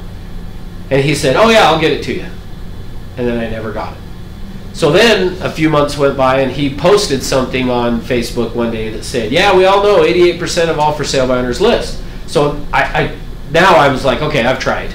So I just made a comment on Facebook and said, hey, yeah, you were going to send me the report from NAR that shows that, because I've never been able to find it. I hear people say that all the time, but I've never been able to find that report. Will you send it to me? He deleted my post. So now here's what I've learned since then. And I was not trying to be like mean. I really wanted this thing. So NAR puts out a survey every year. In July of every year, they go do a survey of home buyers and sellers. They go to Experian, they get people who have bought and sold, they send them a survey, they get them to fill it out. They spend from July through September trying to get people to fill it out and return it.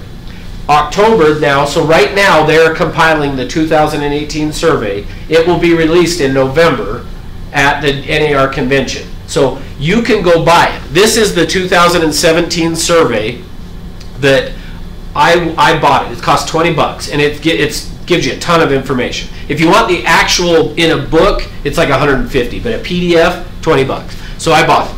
So this is the for sale by owner section. I'm going to show you a few charts from that for sale. So I'm going to show you the empirical data, not the anecdotal data. Not the stories we tell are 88% of all for sale by owners list. The problem is there's no data to back it up, is what I've learned. Is over time, we have just as an industry said it so much that I heard my manager say it when I was new, and so then I just started saying it, and we all say according to NAR, which I'm going to show you what NAR has. Now, here's my belief. Where I think this 88% came from is this. You can see right in here, this is in the 80% stuff, most of it. So I think that's where this came from, but it's what this says is not the way, what people say is 88% of all for sale by owners list.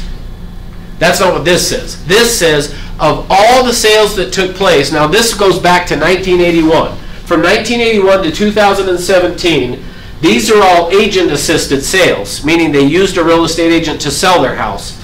These are for sale by owners that actually sold and closed all on their own. So I think what's happened, though, is people just have interpreted this to say that because this is 88% here, that 88% of for sale by owners list, but that's not what this is. I think they misunderstood what this chart is saying. This is saying of all the sales that took place, this many used an agent, this many did it for sale by owner, and this many did it other, which I don't know what other is. Like if you didn't use an agent or a buyer, I don't know what that would be. But inheritance. Yeah, maybe that's what they're thinking. So there was a period where all you had to say was, I'm thinking of selling my home, and your home was sold. I mean, during that pre-collapse.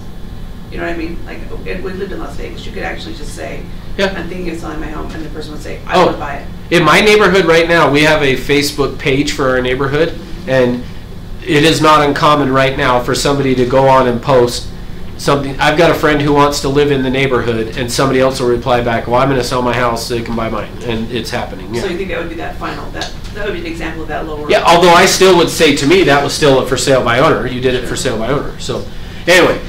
So, but now stop and think about it for a minute.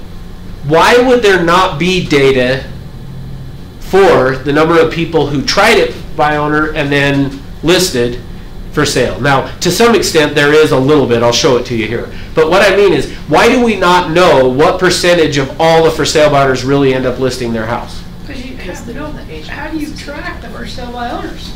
That's it. There's the only way, because if I'm a for sale by owner and I put a sign in my front yard and I do zero advertising besides that sign, how would anybody know to track me as somebody that tried it for sale by owner? Does that make sense? Yeah, you wouldn't know because you don't have a... Yeah, but how would the title company know? Because if I just put a for sale by owner sign out and I don't sell my house, how are they going to know? About the or even if I did put it out and then I listed with an agent, the title company is not going to know that I tried it for sale by owner first. Yeah, right. So can you see what I'm saying? The reason there's no data there's no real empirical data for the number of people who tried to sell it by owner but then listed is because you would have to drive every street in Salt Lake every single day and keep track of it. And unless you could find somebody to pay you for that, which they're not going to, is why it doesn't exist. Does that make sense? Okay, so that's the first thing I want to hit on. Now, like I said, I'm not trying to convince you not to do them. I just want you to see the empirical data. So this really is just that same chart, just a different format, saying 8% of all the sales were for sale by owner, but of that 8%, 3% knew the buyer and 5% didn't know the buyer. So really, this 3% who knew the buyer, you probably had zero chance of, because that's going to be what you were saying today. Is like, oh, I want to sell. Okay. here's the next. Now this is the one that I want. Now the reason I'm showing you guys this, the main reason I'm showing you this, why would somebody sell their house for sale by owner? Why do they do it for sale by owner? Well, one reason is they don't want to fix up the house. Okay. They don't have the money to fix it up, or they don't have the knowledge, or Okay. whatever. And Cool. the other one is, mostly, they don't want to pay the agent fee. That's their biggest kick. It's like, I'm not going to pay this guy to sell my house if I can sell it as is and still get close to retail. Okay, good. Kelvin? They feel like they can get more money selling themselves. Yeah, they think they're going to save the commission and or make more money by selling it themselves. Now, let's look at the empirical data on this. So what this says, and yeah, if you need to move up, feel free. Of all sellers, the median selling price, now let me explain median to you versus average. Average would be, if we wanted to figure out our average income, we would take all of our incomes, add it together, and divide by, what, however many people are in here. That's going to be the average. But to figure out the median income, you're getting right to the middle. Meaning, the advantage of using median here versus average is, let's say that, and we don't probably have one in Salt Lake, but let's say that a house sold for $100 million along the Wasatch Front. Would that skew the average sales price along the Wasatch Front? Yes, because we're adding all the sales prices together and dividing by the number of sales to get the average. But by doing median, it wouldn't matter. If the top end sales price is 100 million or just 5 million, it's not going to matter to the median, because median is saying, okay, let's get rid of the outliers on the high side and the low side and get to kind of what's the norm. Does that make sense? So that's what we're looking at here. And across the country, that sales price, is $249,000 in 2017. That's what it was. Now here's where this gets interesting. All for sale by owners, their median price was $190,000. So the difference between the all sellers was $249,000, but all for sale by owners was $190,000. But let's take out the if they knew the buyer. Now it makes sense to me. If you knew the buyer, it's like $160,000. Why? Well, if I'm selling the house to my son, I'm probably going to give him a pretty good deal, right? Or in Kelby's scenario that he used, of he was born in the house, that means that his parents probably gave it to him, right? Or whatever. They sold it for really cheap. So if you factor that out, if we just look at the sellers who did not know the buyer, their median sales price was $226,900. Now, let's take that. Let's look just at the agent assisted is $250,000. So it's an almost $25,000 difference if you used an agent versus if you didn't. So hold on, help me think this through for a second. Why do they sell it for sale by owner? Save. And how much do they think they're going to save? 6%. 6%. So what is the difference percentage-wise in these two? Ballpark. Close to 10, about 9, 10. Around 10%. So hold on. Why are they doing it for sale by owner? Because they want to save 6, so they're going to give up 10%, thinking that, so they're giving up and they're losing an additional 4% by trying it for sale by owner. Do you see what I'm saying? See, the reason I'm showing you guys this is, not long ago, my wife, we were talking, and I don't even know how this came up, but we were talking about for sale by owner, and she said, you know, if you weren't an agent and we were selling our house, I would try it for sale by owner first. I was like, what? Like, you don't get it then. Because look at what the empirical data says. If you sell it by yourself, the median is you're going to get 10% less than if somebody who would use an agent. So the reason I show you guys this is I want this to be like in your brain of like when you hear somebody say, yeah, we're going to go for sale by owner because we want to save the commission. The worst thing that can happen is that you have the mindset like my wife of like, well, yeah, I don't blame you. I would probably try that too. I want you to, like, sirens should go off in your head of like, hold on. Like, I know that seems like the right way to go about it and it's going to save you money, but at the end of the day, this is real empirical data, guys. What it says is what? They're going to probably end up with less. So why would that be? Why would it be that they usually end up getting 10% less than if they used an agent? Lack of market exposure, Yeah, why would that be important? so that you had the most opportunity to get the highest price. Yeah, I mean, just simple supply and demand tells you what? If you understand supply and demand economics, if nobody knows my house is for sale, am I going to sell it for top dollar?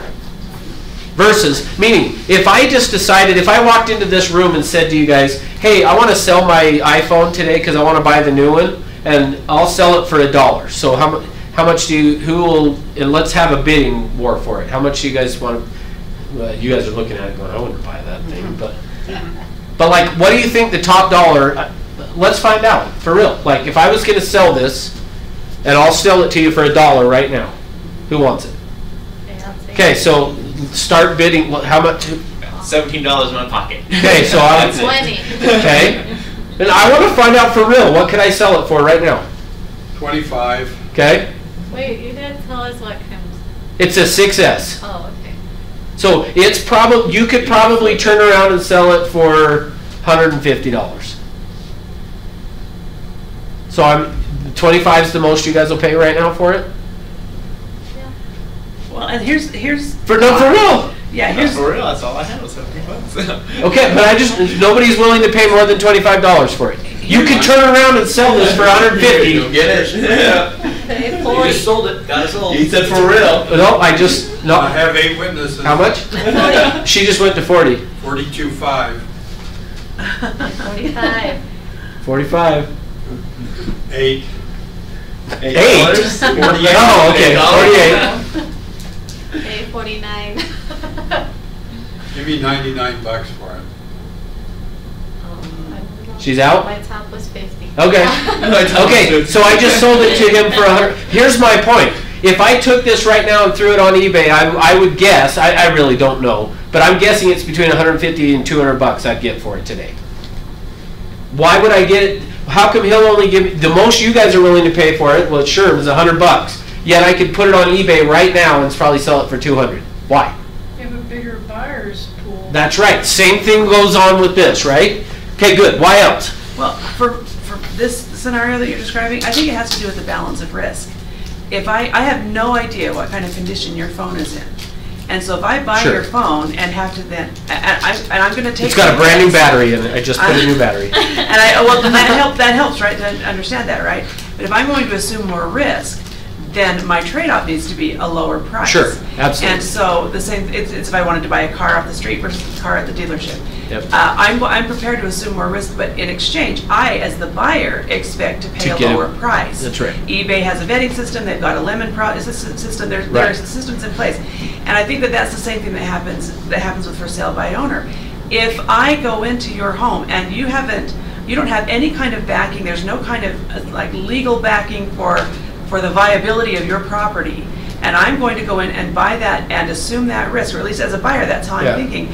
The trade-off has to be, I pay less for your property. And if that's not going to be the case, if I want to have more safety in that purchase, then I'm prepared to pay for it. So I think a lot of it has to do with Okay, good. how Love you it. balance risk. And I don't know that we necessarily say it that way, but I think we kind of view it that way. I'm willing to assume there's a risk component, and I'll hold this much, Yeah, and you that's right. hold this much, but value is also attached to the weight of that risk. Love it. Kelby, you were going to say something. Oh, it's also your buying pool. I mean, this Right. people here, we only have so much money. Right, so perfect, which is where I want to go with this, on the for sale by owner. Who would go buy, now, how much does it cost a buyer to use us as an agent to buy a house? Nothing. Well, $295, right? But essentially nothing.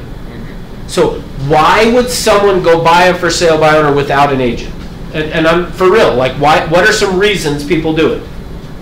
The cost. They think They think what? they're gonna have to pay for you. Okay, yeah, So they that's true. misunderstand the process. They misunderstand, good. Why else? Maybe they think they can avoid some hassle. Okay, maybe. Pay less, And why would they pay less? because they don't have somebody to represent them. Yeah, don't they wanna assume, negotiate. they assume I can go in and say, hey, I know you're not paying an agent, so I want you to reduce the price. by 6%. 6%. So the seller wants to save 6% and the buyer wants to save 6%. So, but what type of buyers typically are going to be more willing to go and do that without an agent? Investors. Okay, investors, good. Investors, and who else? How about a handyman? I mean, if you have a Okay. guy that works on houses all Yeah, the time. perfect. Sometimes they'll buy them. A handyman, good. They know they can do the sweat equity. Yep. They have friends that will help them with the sweat. Love it. Discount buyers, buyers looking for a deal. Yeah, so what I'm meaning is typically is somebody who doesn't understand the process as a buyer going to be more willing to go buy a for sale by owner?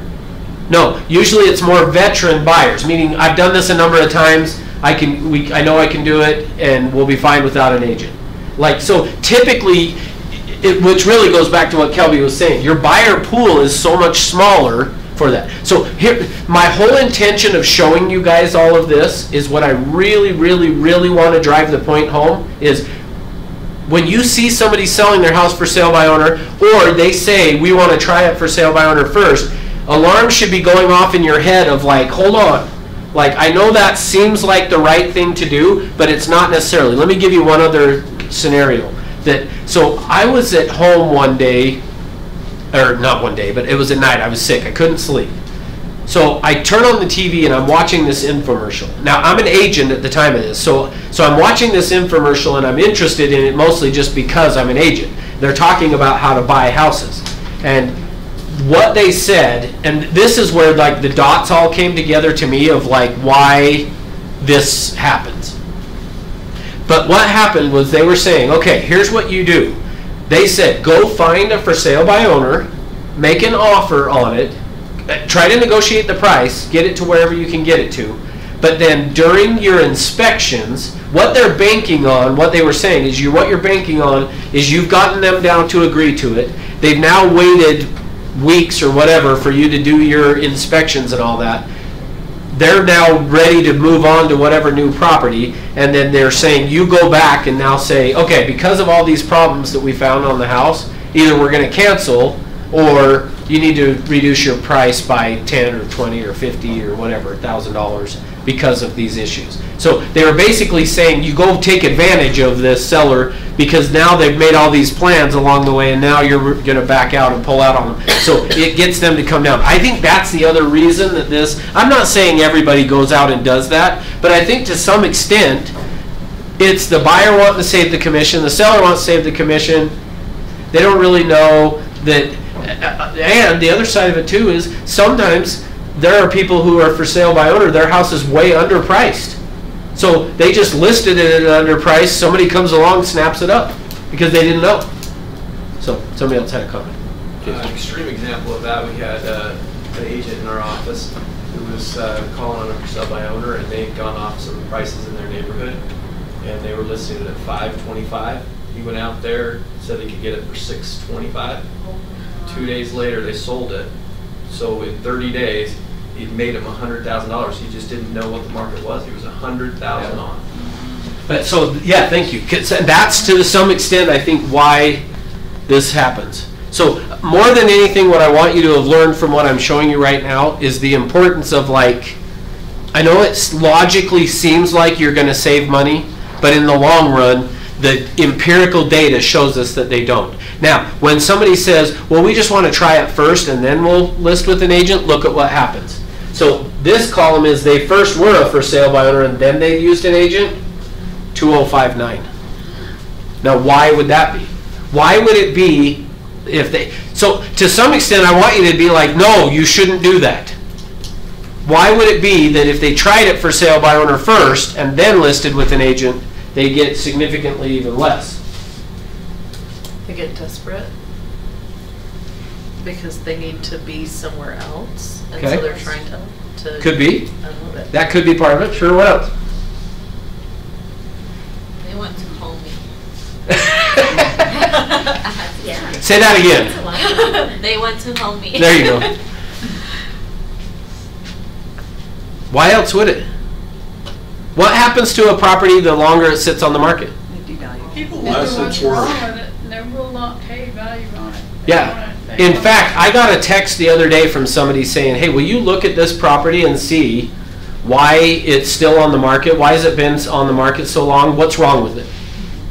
People assume there's something wrong. So to some extent, you can see them, like they're almost, according to this, you're better off to try it for sale by owner and stick with it than you are to, I mean, now don't go tell them that. Now that you've tried this, you're going to probably get even less. Yeah, it's too late for, but it's interesting to me when you look at that. I have a question. Yes. So when I look at a listing, it'll say number of days on the market, right? Mm-hmm. If that was the situation, it had been for sale by owner, hadn't sold, an agent's on there, do they have to list the total number of Nope. days? Okay, so it's just like from the time of the No, listing. but great question. Yes, on the MLS, no, it doesn't show up. But what happens though is this: if you picture yourself as the buyer, and typically what buyers will do is they'll go drive around the areas that they're interested in.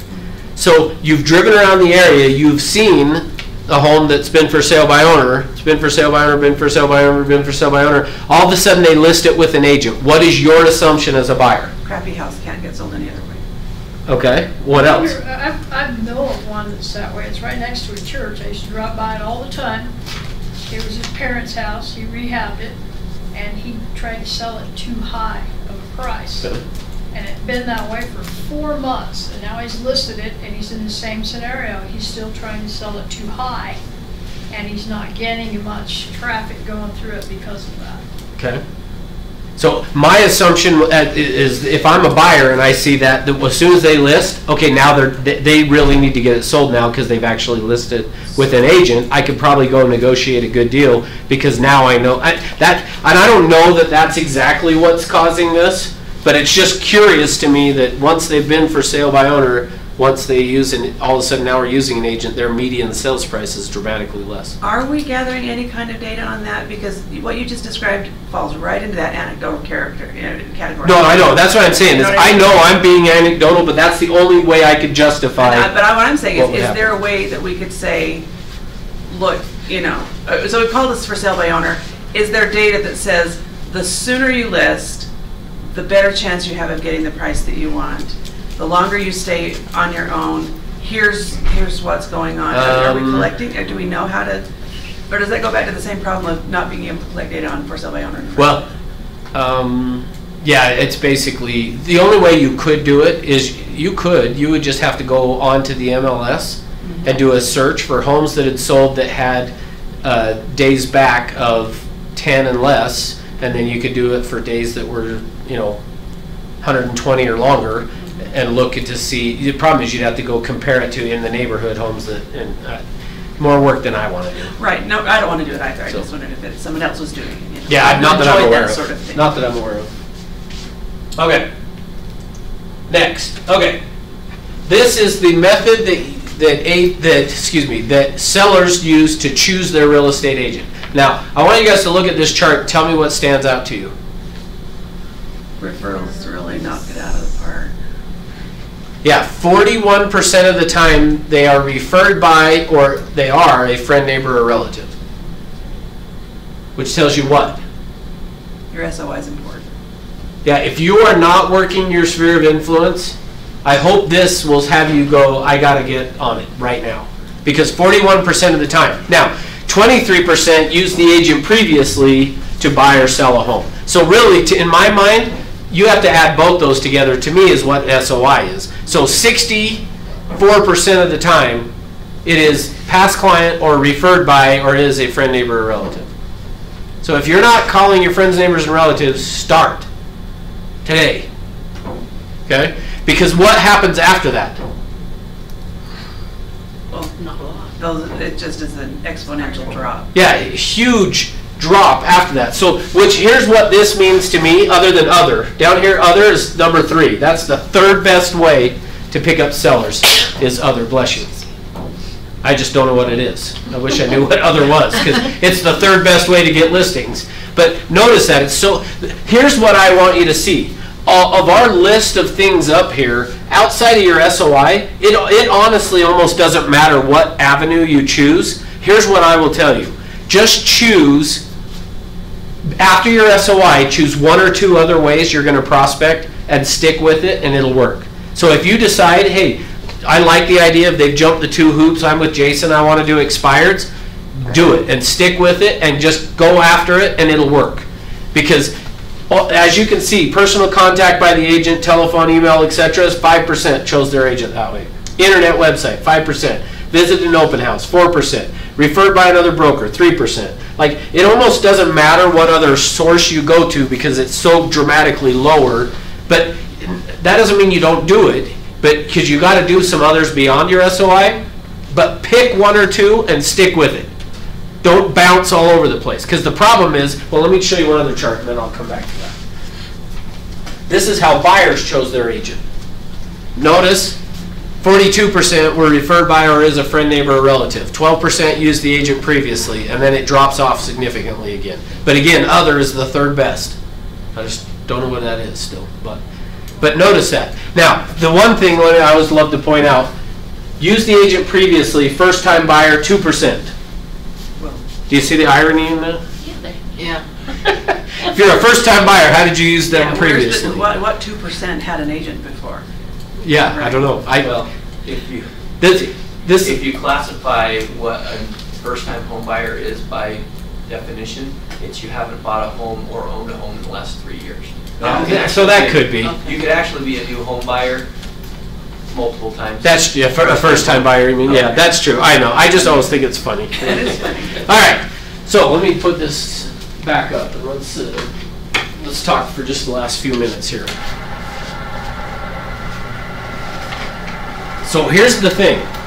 What I was saying to you is the main reason of showing you those charts, I wanted you to see on the for sale by owners that, like, it logically to them makes sense of why they would try to do it on their own, but I hope you can see now it is not in their best interest generally. Like, are there going to be exceptions? Of course, there's going to be some exceptions to that. But as a general rule, it's not in their best interest to do it on their own.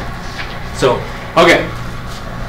So here's what I would want you guys to do, is choose one or two of these, and if you will stick with it, it will work. What I don't want you to do is, which is what I see happen all the time, is because Jason's here and Jason has said, yeah, I really did a lot of expireds, you leave here and go, okay, I'm going to do expireds, which is fine, do that. But if you decide to do that, then do it and stick with it. Don't, next week when I say, hey, any wins or successes, and Sherm says, oh yeah, guys, I was out just door knocking and I knocked on the door and this lady said, yeah, we need to sell our house. And you go, oh shoot, I'm going to go out and door knock then.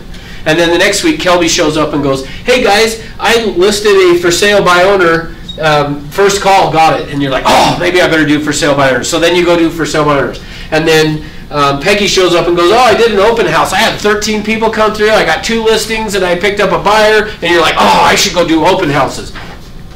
What gets people in trouble in this business is they will go all over the place.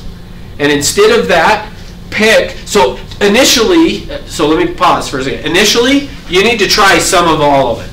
But quickly, you need to decide, okay, I'm going to do, this has to be number 1. Okay? SOI's got to be number 1.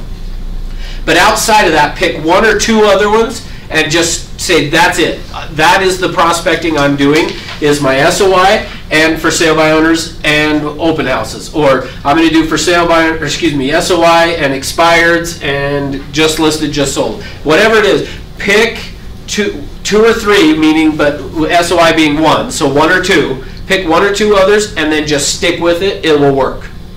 It will work if you'll just stick with it. Where people get themselves in trouble is they bounce all over the place. So I want to just give you an idea of on the expireds real quick. I want to talk about that too. Because here's what you should be doing if you're not. Find the expired listings. Have I talked about this before? Sure? Yes. And? Are you doing it? I've been doing it. And? What's happening as a result? It works, you just have to be persistent. Okay. So, so let me explain it, but then I want you to talk about what experiences you've had or whatever. So pick an area that you want to go and door knock expireds. So typically what I recommend, and it doesn't have to be this, but usually this is what I recommend. Most important, just pick an area. This is what I would say. But typically I say pick an area that's either close here to the office or close to your house. But it doesn't have to be. It could be, hey, I want to get listings in this area out here, and you could go to that area. But just pick an area that you're going to identify, and then go look up every home that has been listed and expired in the last year in that area. But make sure that it hasn't relisted. So you got to click on the history on the MLS to make sure that the last thing it shows is expired, not that it came back on and then sold with somebody else. Then go out and knock on their door to find out, do they still want to sell. But in the event that they're not home, or even if they are, either way, then knock 3 to 5 doors this way, cross the street, do 6 to 10 doors that way, and then cross and do 3 to 5 this way. So I'm going to go out and knock on the door. Now for me, when I first did this, the first time I did, let me back up. When I first decided I was going to go knock on expired listings, this was probably 18 years ago, 19 years ago. I decided I'm going to just pull them because I'm not ever getting them on the phone. So I pulled all of Salt Lake County.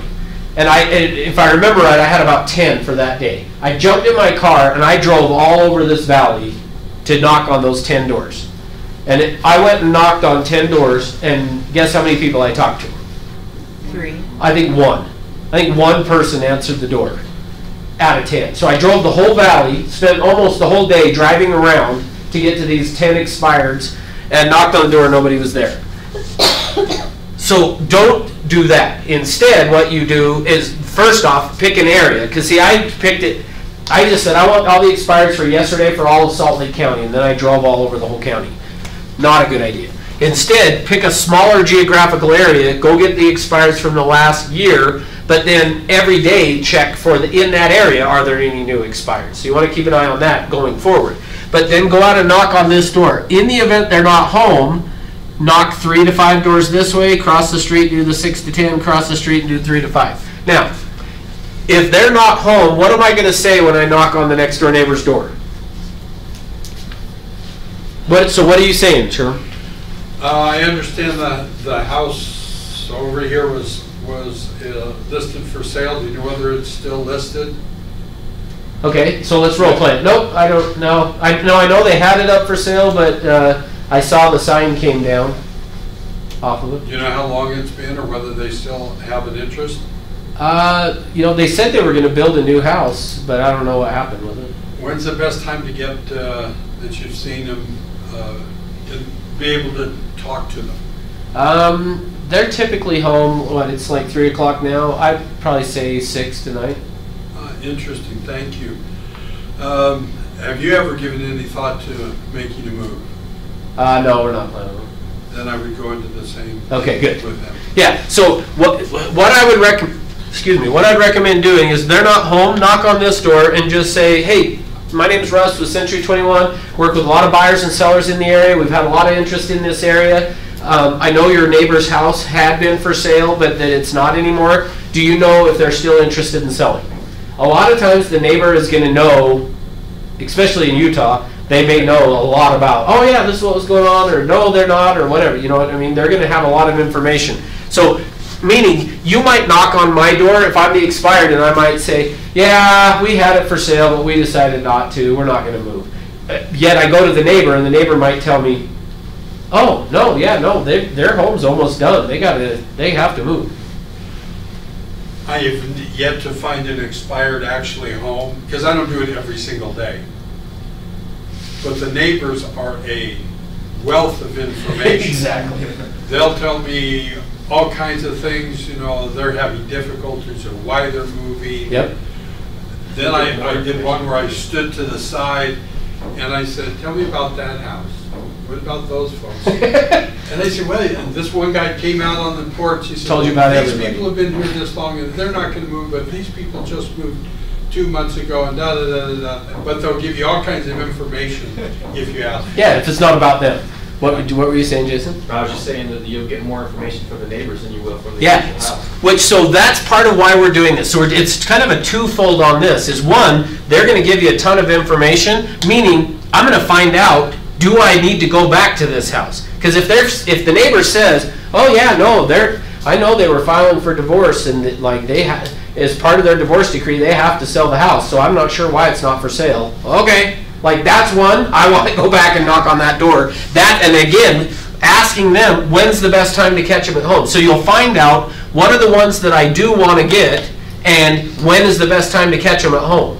Like, if you came and knocked on my door and asked me about my neighbor across the street, during the day I would be like, oh, you got to be either early in the morning or late at night. Like, they're in their 80s, but like they're hardly ever home. Like, but they're up late. Like, their lights are on when I go to bed, the lights are on when I wake up, but in the middle of the day they're hardly ever home. So like, I would come late at night to catch them. So you'll find out when, but you'll also find out, do I want this one? Do I need to keep coming back to it? Does that make sense? But then while I'm there, I might as well use the just listed script, meaning I'm not going to say we just listed a home, but after I've found out, then I would do what Sherm did. Oh, well, how about you? You know, like I said, I work with a lot of buyers and sellers in the area. When do you plan on moving? I don't. Oh, you don't? Well, really, how long have you lived here? Where'd you move from? How'd you happen to pick this address? If you were to move, does that make sense?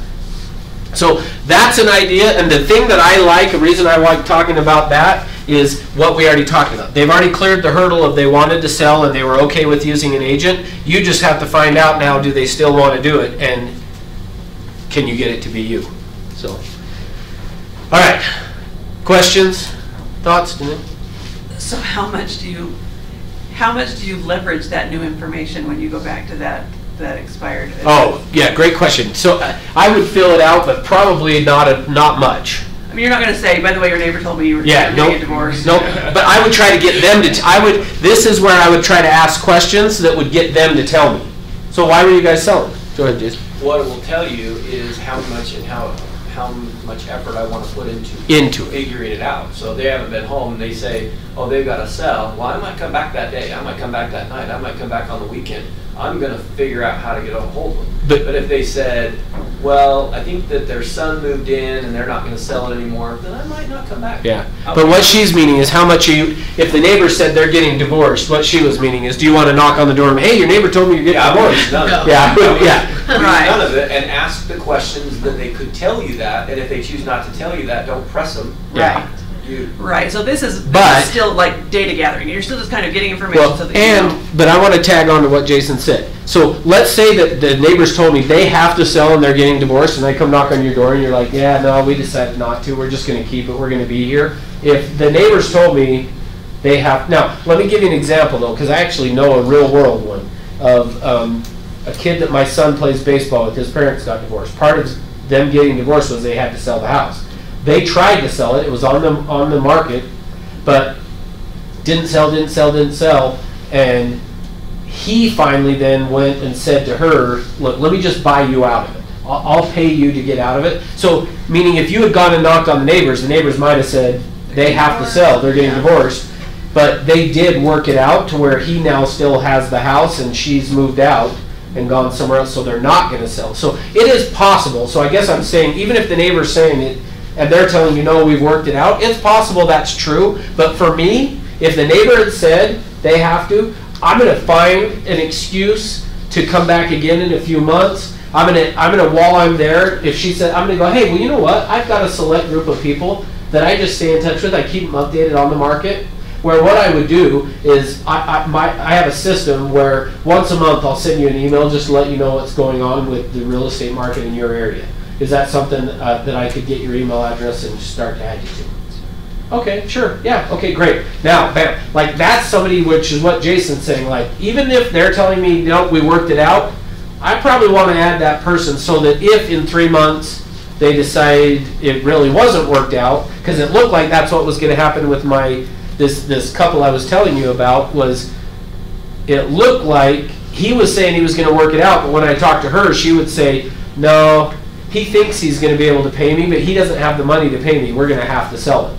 So, like, that's where you're like, okay, I better keep in touch. But then what she found out is he had some money in his business stashed away that she didn't know about, so it's created a whole new lawsuit for them, but he was able to give her some money. So, anyway. Ugly. All right. What else? What other questions? Did I overwhelm you? Yeah, this has been really, really helpful. When you asked on Tuesday, what is your thinking about prospecting, and I think the consensus was, we hate its guts. Yeah. Right. And this is the sort of thing that keeps me up at night. So this is all very, very helpful. Good. So, Awesome. Thank you. thank you. Okay. Cool. So, well, next week then, and I'll send out an email about this, but next week's class is on Tuesday was going to be Summit, so I didn't schedule class, so we don't have anything scheduled. But I will, maybe not. Send us an email, because I'd love to come into class. I was going to say I'm okay with, I probably can't do it till like 11, maybe 10:30. But I could just come and, hey, we'll talk about whatever you want to talk about. If you want to role play some stuff, like whatever, I'll do whatever. But I maybe 10:30 is when I'd have to do it. But then Thursday we're going to start the needs analysis, which is like, okay, now I got an appointment. How do I now take that to something? Yeah. Does that make sense? So. I have a quick question. I know that on the with the board, you can take classes like on how to do CMAs and how to work the MLS. Is that something that we also offer here? So I don't get into like how to use the MLS. Like I teach you how to do a CMA, yes. I'm going to show you that, but I'm not going to get into like the MLS. I mean, we'll slightly get into the MLS. Well, I mean, they offer the classes, but it Yeah. would be great to get like a one-on-one or a little bit like this on CMAs if that's in the future. It is. Not, okay. Yeah. Yeah, I went into the MLS and they actually had a CMA. Yeah, I was going to say, there's a video online you can watch about CMAs. So I would recommend doing that, but then I'm going to teach you a CMA class where we'll go through and do one. Good. If on an you actual problem. go to the board there though, it's a credit hour they'll give you too. Oh, they get 1 hour CE? Yeah, Yeah. sure. I went to the class. This is better. Oh, thank you. You're so nice. Good. He's really trying to get lunch out of me, isn't he? Yeah. Well, I already said it's only for the girls. Oh, that's true. You did say it was only for the girls. Wow. Okay.